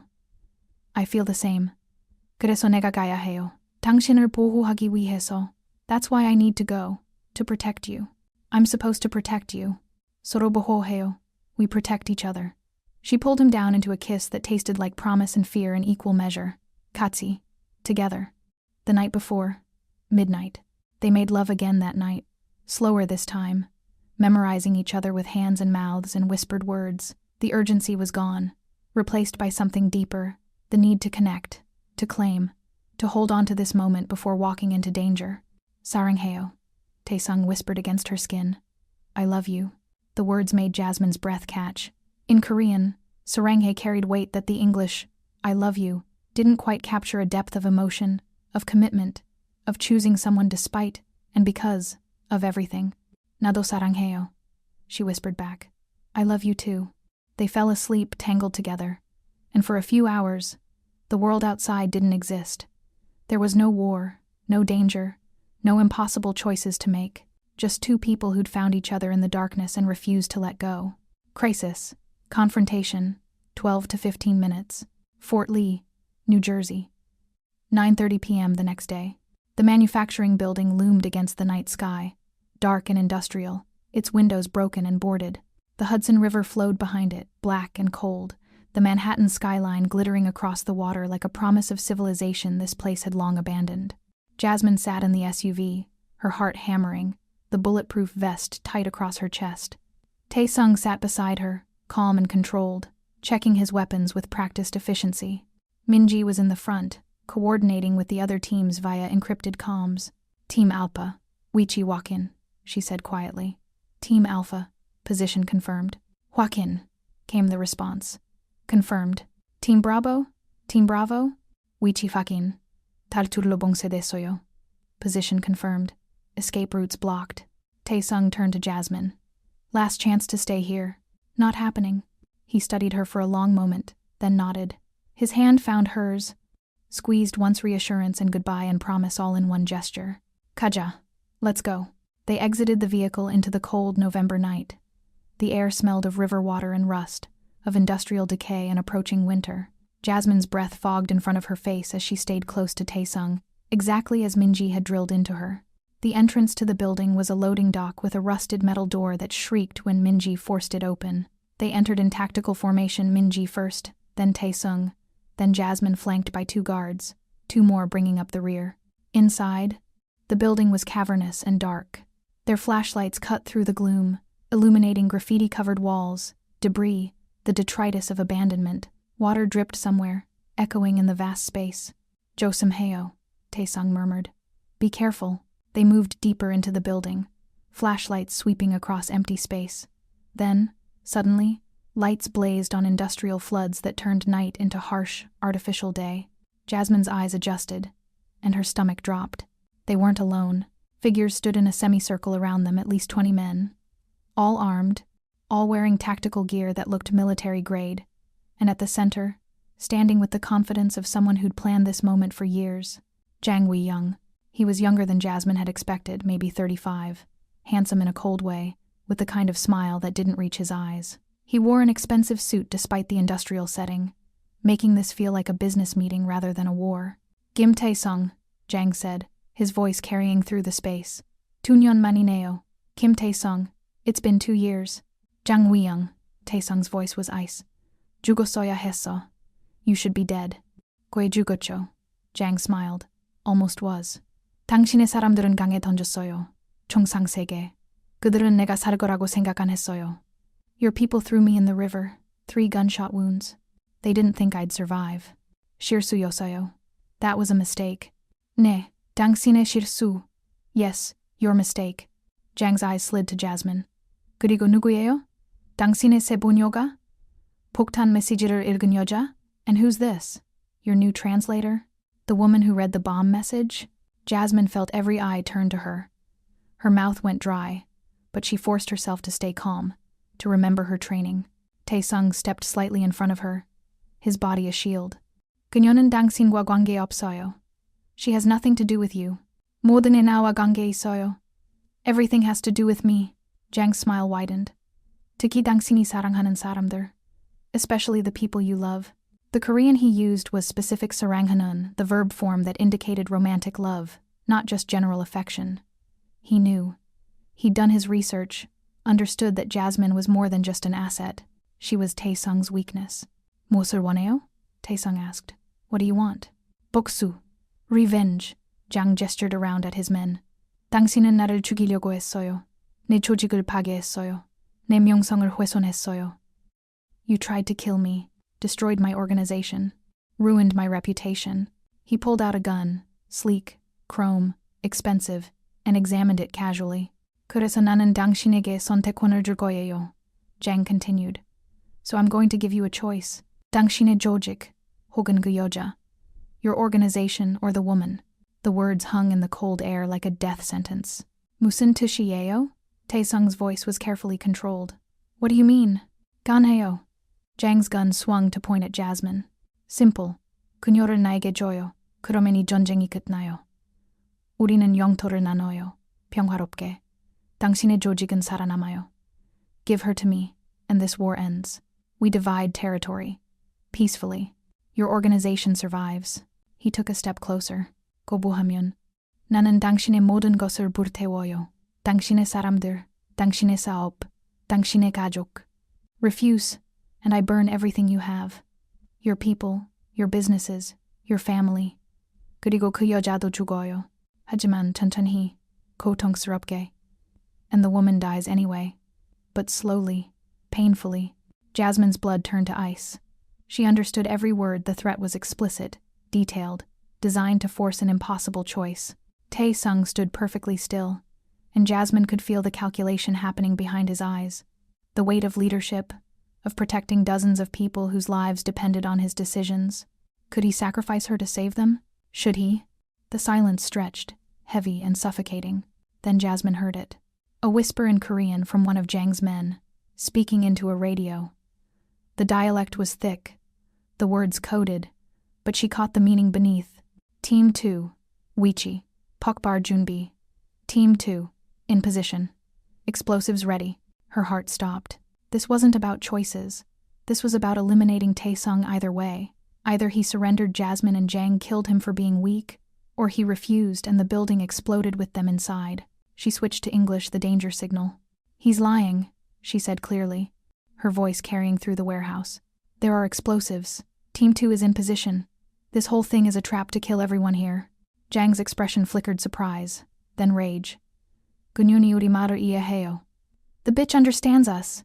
Everything exploded into chaos. Gunfire erupted from multiple directions. Tae-sung grabbed Jasmine and dropped, pulling her behind a concrete pillar as bullets chewed through the air where they'd been standing. Minji returned fire, her aim surgical, dropping 3 of Jang's men in quick succession. Team Alpha, Turawayo, Tae-sung shouted into his comm. Team Alpha, breach. Bravo, Pukbarmur, Chajayo. Bravo, find the explosives. The building shook as Teams Alpha and Bravo breached from different directions. What had been a standoff became a full-scale firefight. Tae-sung's people against Jang's, bullets and blood and the sharp smell of cordite filling the space. Jasmine pressed herself against the concrete, exactly as Minji had taught her, making herself as small as possible. Tae-sung covered her body with his, returning fire over her head with controlled bursts. Jasmine, he shouted over the gunfire. Pokbarmur. Audi, Jasmine, explosives. Where? She strained to hear over the chaos, catching fragments of radio chatter from Jang's scattered forces. Jiha, Jujijide, basement, main supports. Basement! She shouted back in English the danger signal. Main support structures. They're going to bring down the whole building. Bravo! Chiaro! Tae-sung ordered. Jijide walk in. Bravo! Basement. Check the supports. More gunfire. Someone screamed. Jasmine caught a glimpse of Minji moving like a ghost through the chaos, her weapon an extension of her body, each shot deliberate and lethal. Then she saw Jang. He was retreating toward a back exit, his men providing cover. In seconds, he'd be gone, escaped, to plan another attack, another war, another attempt to destroy everything Tae-sung had built. Jasmine made a decision that would haunt her or save her. She didn't know which. She grabbed Tae-sung's backup weapon, the compact Glock he'd strapped to his ankle, and moved. Jasmine, ande. Tae-sung's voice cracked with panic. Jasmine, no. But she was already running, staying low like Minji had taught her, using cover like her father had drilled into her. She reached a position with a clear line of sight to Jang's back. 40 feet, center mass, point and shoot. Her hands shook. Her breath came too fast. Every instinct screamed to drop the weapon, to hide, to let the professionals handle this. But she thought about the bomb, about the attack on the penthouse, about every threat Jang represented not just to Tae-sung, but to the future they were trying to build. She squeezed the trigger. The recoil surprised her despite the training. The shot went high, not center mass like she'd aimed for, but catching Jang in the shoulder. He spun, went down, his weapon clattering away. Nyun! Jang screamed, clutching his shoulder. Bitch! His remaining men turned their weapons toward Jasmine. Time slowed to a crawl. She saw them aim, saw fingers tightening on triggers, saw her own death approaching in freeze-frame clarity. Then Tae-sung was there. He appeared like a vengeful ghost, his body between her and the guns, his own weapon blazing. The 3 men targeting Jasmine dropped before they could fire, and Taesung kept moving, relentless, until every threat in their immediate area was neutralized. The gunfire stopped. The echoes faded. Jasmine stood frozen, the gun still smoking in her hands, her ears ringing, her whole body shaking with adrenaline crash. Taesung turned to her, and the look in his eyes was terrifying fury and fear and something else, something that looked like pride. "Dangsin and michosoyo," he said roughly. "You're insane." Then he crushed her against him, his arms like steel bands. "완전히 미쳤어요. 그리고 나는 당신을 사랑해요." Completely insane. "And I love you." "나도 사랑해요," she gasped against his chest. "I love you too." 폭발물 발견. A voice cracked through the calm. "Explosives found. 제거할 수 있어요. 5분 필요해요. We can defuse. Need 5 minutes. 5분 있어요," Taesung responded. "You have 5 minutes." Then, to the remaining forces, 장위영 확보해요. 살아서. Secure Jang Wi-young, alive. Minji and 2 guards moved to where Jang lay bleeding. They hauled him to his feet roughly, and he snarled something in mixed Korean-Chinese that Jasmine's brain was too fried to translate.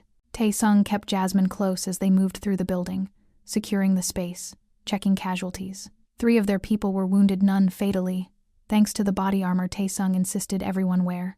Jang's forces had taken heavier losses, 8 dead, 4 wounded, 6 in custody, including Jang himself.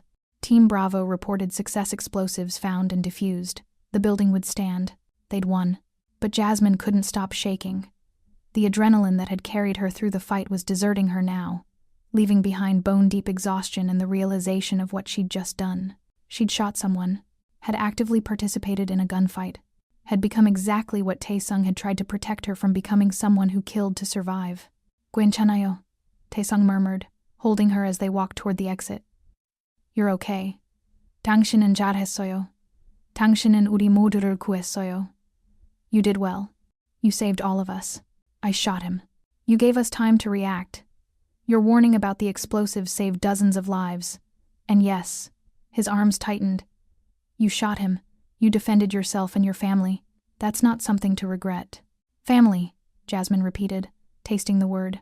"가족," Taesung confirmed. "Family. 내 가족. 우리 가족. My family. Our family." They emerged into the cold November night, and Jasmine drew in deep lungfuls of clean air. The Manhattan skyline glittered across the river, beautiful and distant, a reminder that normal life continued while they'd been fighting for survival in the darkness. Minji appeared beside them, her expression professionally neutral, but with a hint of respect. "잘 쐈어요," she said to Jasmine. "Good shooting." Then, switching to English, "Welcome to the organization. Officially, you've been baptized in blood." The phrase should have horrified her. Instead, Jasmine just felt numb. Aftermath and Resolution, Part 1, 8 to 10 minutes. The safe house, 2 a.m. The cleanup took hours. By the time they returned to the safe house in Red Hook, Jasmine was running on fumes and sheer will. Her ears still rang from the gunfire, her hands still shook from adrenaline. And somewhere in the numbness, she kept replaying the moment she'd pulled the trigger, the resistance of the trigger, the recoil, the way Jang had spun and fallen. She'd shot someone, changed someone's trajectory from living to wounded, possibly dying, with a squeeze of her finger. Taesung guided her inside with gentle hands. The safe house felt warm after the cold night, welcoming after the industrial horror of that warehouse. "Missus." Cho was waiting with hot tea and food that Jasmine couldn't imagine eating. "씻어요," Taesung said softly. "Wash up. 그리고 먹어요. 그다음에 쉬어요. Then eat. Then rest." Jasmine nodded numbly and moved toward the bathroom like a puppet with cut strings. The shower water ran red at first, not her blood, but spatters from people who died near her, cordite residue, the physical evidence of violence washing away down the drain. She stood under the spray until the water ran clear, until her skin was pink from heat and scrubbing, until she felt almost human again. When she emerged, clean clothes, damp hair, exhaustion written in every line of her body, she found Taesung waiting in the bedroom. He'd showered too, changed into simple sweats and a t-shirt, the domesticity of the clothing at odds with the violence he'd committed hours ago. "어때요?" he asked quietly. "How are you?" "I don't know." Jasmine sat on the edge of the bed, her hands folded in her lap. "I keep thinking about it. The shooting, the way he fell, the way I didn't hesitate." You hesitated, Taesung corrected, sitting beside her. I saw it. You aimed, you calculated, you made a choice. That's not the same as not hesitating, it's choosing despite the hesitation. Does that make it better or worse? Neither. It makes it human. His hand found hers, lacing their fingers together. You think I don't feel it? Every person I've killed, I remember, their faces, the sounds, the moment. It doesn't go away, Jasmine. You just learn to carry it. I don't want to be someone who carries that. Too late. His voice was gentle but honest. You already are. The question is whether you let it define you or whether you define yourself despite it.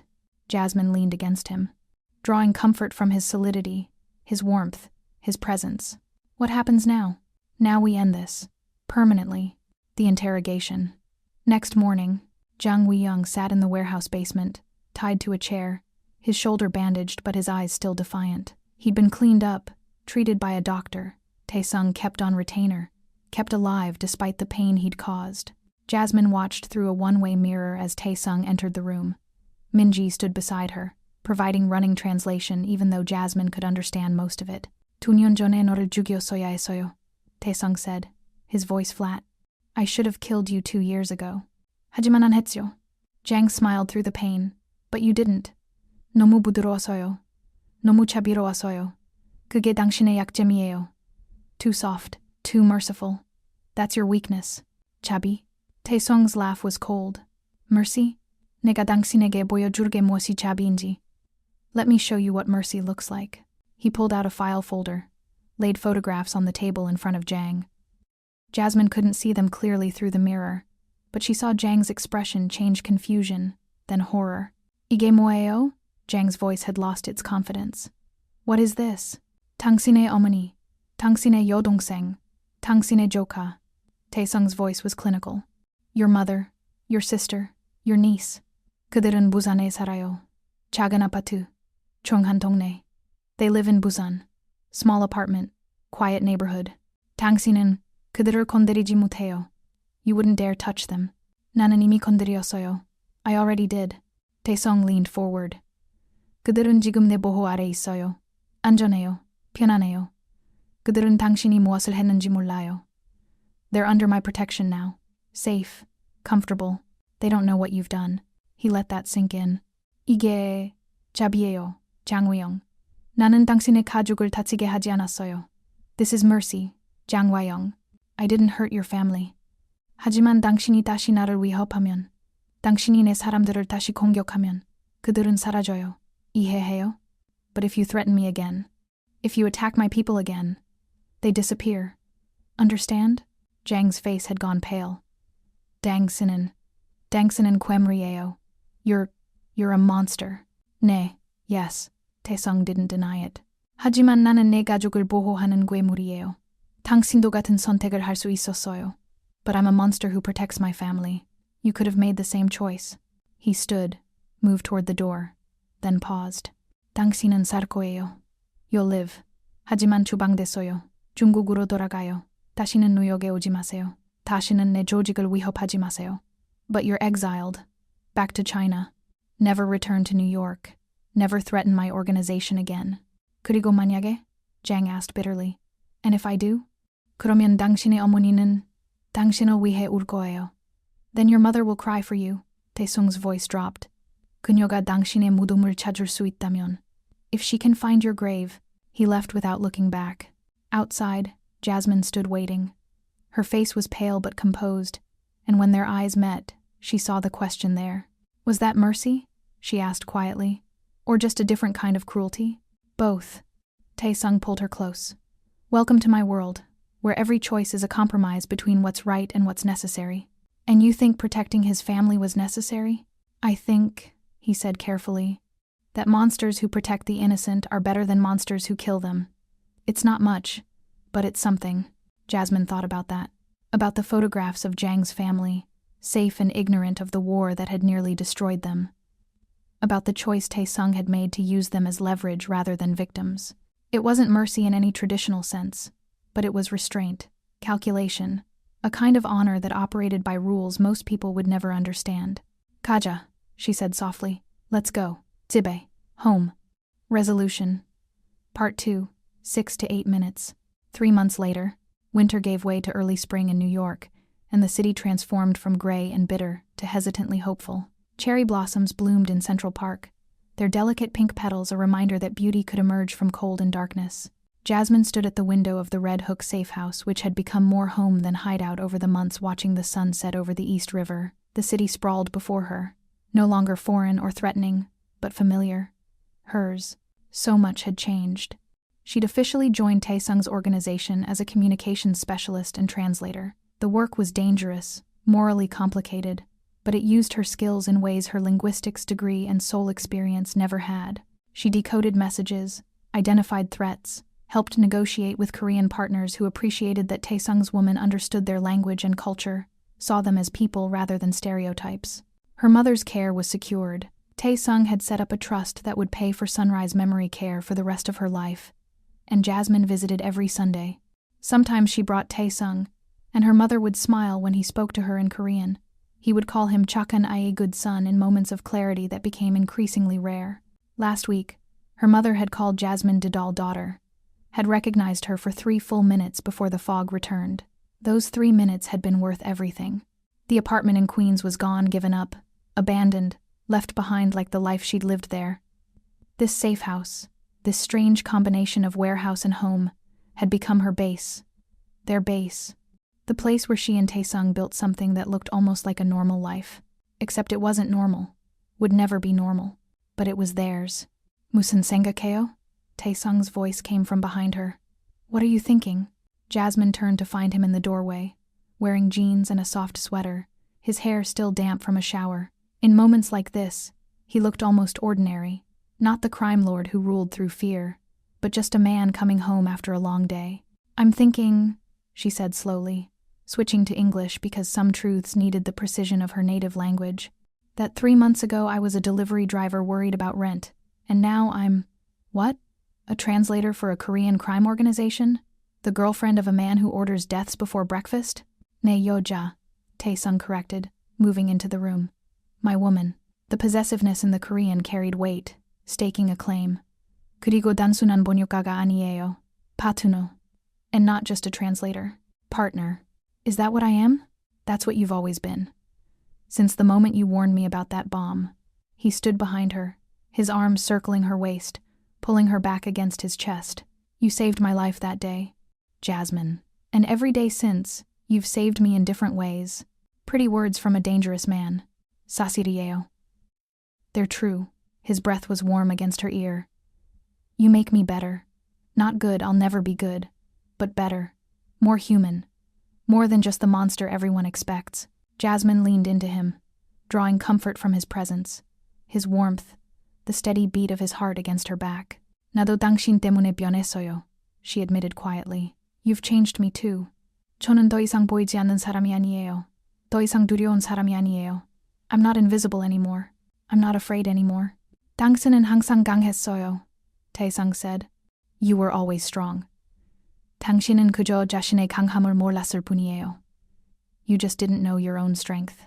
They stood like that for a long moment, watching the city darken, the lights beginning to sparkle across the water. A moment of peace in lives defined by violence and impossible choices. Then Taesung's phone buzzed, reality intruding. He checked it, his expression hardening fractionally. Minji. They found another mole lower level, providing shipping information to a rival organization. What will you do? What I always do. Interrogate, assess threat level. Eliminate or exile, depending on the circumstances. His arms tightened around her. But first, I'm having dinner with you. Mrs. Cho made galbi jim. Your favorite. The casual domesticity of it, choosing dinner with her over immediate business, made Jasmine's chest warm. This was what they'd built together. Not just an organization or a partnership, but moments of normal life carved out of the chaos. 그럼 먹자, she said, turning in his arms to face him. Then let's eat. 그리고 나중에 일해요. And work later. His smile was genuine, warm, the expression he saved for her alone. Katsi. Together. They ate in the comfortable silence of people who'd learned each other's rhythms. The galbi jim was perfect, tender short ribs braised in soy and ginger, sweet and savory in equal measure. Mrs. Cho had outdone herself, and Jasmine made a mental note to thank her properly. After dinner, they worked. Jasmine reviewed intercepted communications while Tae-sung coordinated with his lieutenants about the new security breach. They operated in parallel, occasionally consulting each other, their work complementary and necessary. This was their life now. Violence and tenderness, danger and domesticity, Korean and English, traditional and modern, legal and criminal, all mixed together into something that defied easy categorization. Around midnight, Tae-sung closed his laptop and looked at her. "피곤해요? Are you tired?" "조금. A little." Jasmine stretched, feeling the tension in her shoulders. "하지만 괜찮아요. But I'm okay. 팀대로 가요. Come to bed." He stood, held out his hand. "내일 또 긴 날이 될 거예요. Tomorrow will be another long day." They went to bed together, and Jasmine found herself thinking as she often did about the strange journey that had brought her here. From invisible delivery driver to visible partner. From powerless to powerful. From afraid to fierce. She'd crossed lines she never thought she'd cross. Had shot someone. Had threatened a man's innocent mother. Had become complicit in violence and moral compromise. But she'd also found love in the darkness. Had found purpose in danger. Had found herself in the most unlikely place beside a man who saw her, valued her, protected her with the same ruthless efficiency he used to destroy his enemies. "사랑해요," Tae-sung murmured against her hair as they drifted towards sleep. "I love you." "나도 사랑해요," Jasmine whispered back. "I love you too." And she meant it. Completely. Despite everything and because of everything. This was her life now. Her choice. Her family. And she wouldn't trade it for anything. Epilogue. 2 to 3 minutes. 6 months later. Summer. The rooftop garden in Red Hook bloomed with summer abundance, herbs and vegetables that Mrs. Cho tended with the care most people reserved for children. Flowers that attracted bees and butterflies, creating an island of green in the industrial landscape. Jasmine sat at the outdoor table, laptop open, reviewing communications from the West Coast operations. Beside her, Tae-sung was on a video call with his father, speaking rapid Korean about expansion plans and territorial agreements.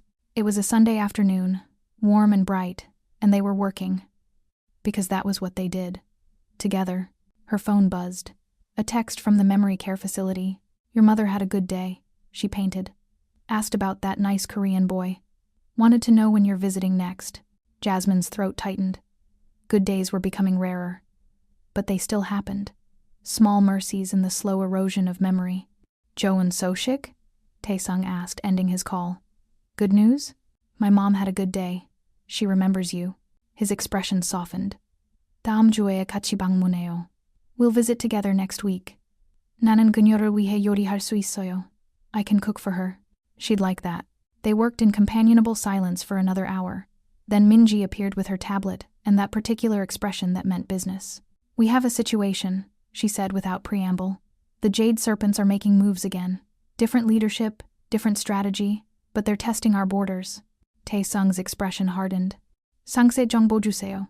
Give me details." As Minji briefed them, Jasmine listened and translated the nuances, offering insights about communication patterns and cultural signals. This was her role, now the decoder, the bridge, the one who understood layers of meaning others missed. When Minji finished, Tae-sung looked at Jasmine. "Again? Opinion? They're probing, looking for weakness, but they're cautious they remember what happened to Jang." Jasmine pulled up a map on her laptop. "I'd recommend a show of force, visible, public. Make it clear that the territory is protected." "좋아요," agreed. Tae-sung turned to Minji. "준비해요. Make preparations." Minji left, and they were alone again on the rooftop, the city sprawling around them, the sunset painting everything in shades of gold and rose. "Does it ever stop?" Jasmine asked quietly. "The threats, the wars, the constant vigilance?" "No." Tae-sung's hand found hers. "This is the life we chose. The price of power, of protection, of building something worth defending. Do you regret it?" "I regret that you had to become part of it. That I pulled you into this darkness." His thumb traced patterns on her palm. "But I don't regret you. I could never regret you." "나도 후회 안 해요," Jasmine said. "I don't regret it either." 이상하죠. 일반적인 삶을 가질 수 있었는데 이걸 선택했어요. It's strange, isn't it? I could have had a normal life, but I chose this. 왜냐하면 이게 당신이에요. Because this is who you are. Tae-sung pulled her closer. 강하고 용감하고 불가능한 선택을 할 수 있는 사람. Strong, brave, capable of impossible choices. 그리고 당신을 사랑하는 사람, she added softly. And someone who loves you. 그리고 나를 사랑하는 사람, he agreed. And someone who loves me. They kissed as the sun set over Brooklyn, two people who'd found each other in the most unlikely circumstances, who'd built something real and lasting from violence and fear and impossible odds. The city hummed around them, millions of people living normal lives, unaware of the wars fought in shadows, the organizations that operated just beyond the light, the choices made in darkness to protect the illusion of safety. Jasmine Carter had been one of those unaware people once. Invisible, powerless, delivering packages to a world that never saw her. Now she was visible, powerful, part of a world that most people would never understand and could never accept. And she was home. Not in the safe house or the city, or even in this country, but in Taesung's arms, in their shared language and shared danger, in the family they'd chosen and the life they'd built together. 사랑해요, she whispered against his lips. I love you. 나도 사랑해요, he whispered back. I love you too. 영원히, forever. And in that moment, with the city lights beginning to sparkle and the summer air warm around them, Jasmine believed it. Forever. Despite everything, because of everything. Gut. And that, my beautiful souls, is where we leave Jasmine and Taesung, two people who found love in the most impossible place, who chose each other despite the darkness, who built a family from danger and devotion, from a delivery driver carrying a ticking bomb to the woman who decoded her way into a crime lord's heart. Jasmine's journey reminds us that sometimes the most dangerous choice is also the most honest one. 사랑은 약점이 아니에요. 사랑은 힘이에요.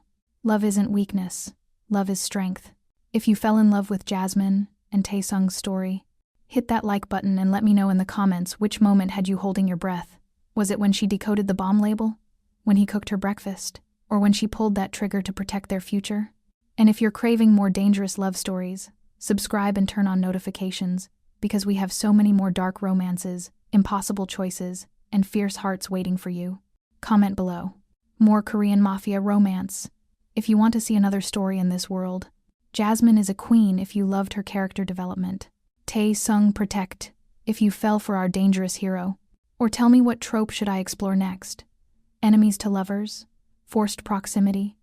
Mafia heir and the bodyguard? Your comments literally shape what I create next, so let me know what your heart craves. Remember, my love's in a world that wants us to play it safe. Sometimes the bravest thing we can do is choose the dangerous path that leads to the truest version of ourselves. Jasmine chose to stay, chose to fight, chose to love despite the cost. What would you choose? Until next time, stay fierce, stay fearless, and keep choosing the love that transforms you. 이 이야기는 여기서 끝나지만 당신의 이야기는 계속됩니다. This story ends here, but your story continues.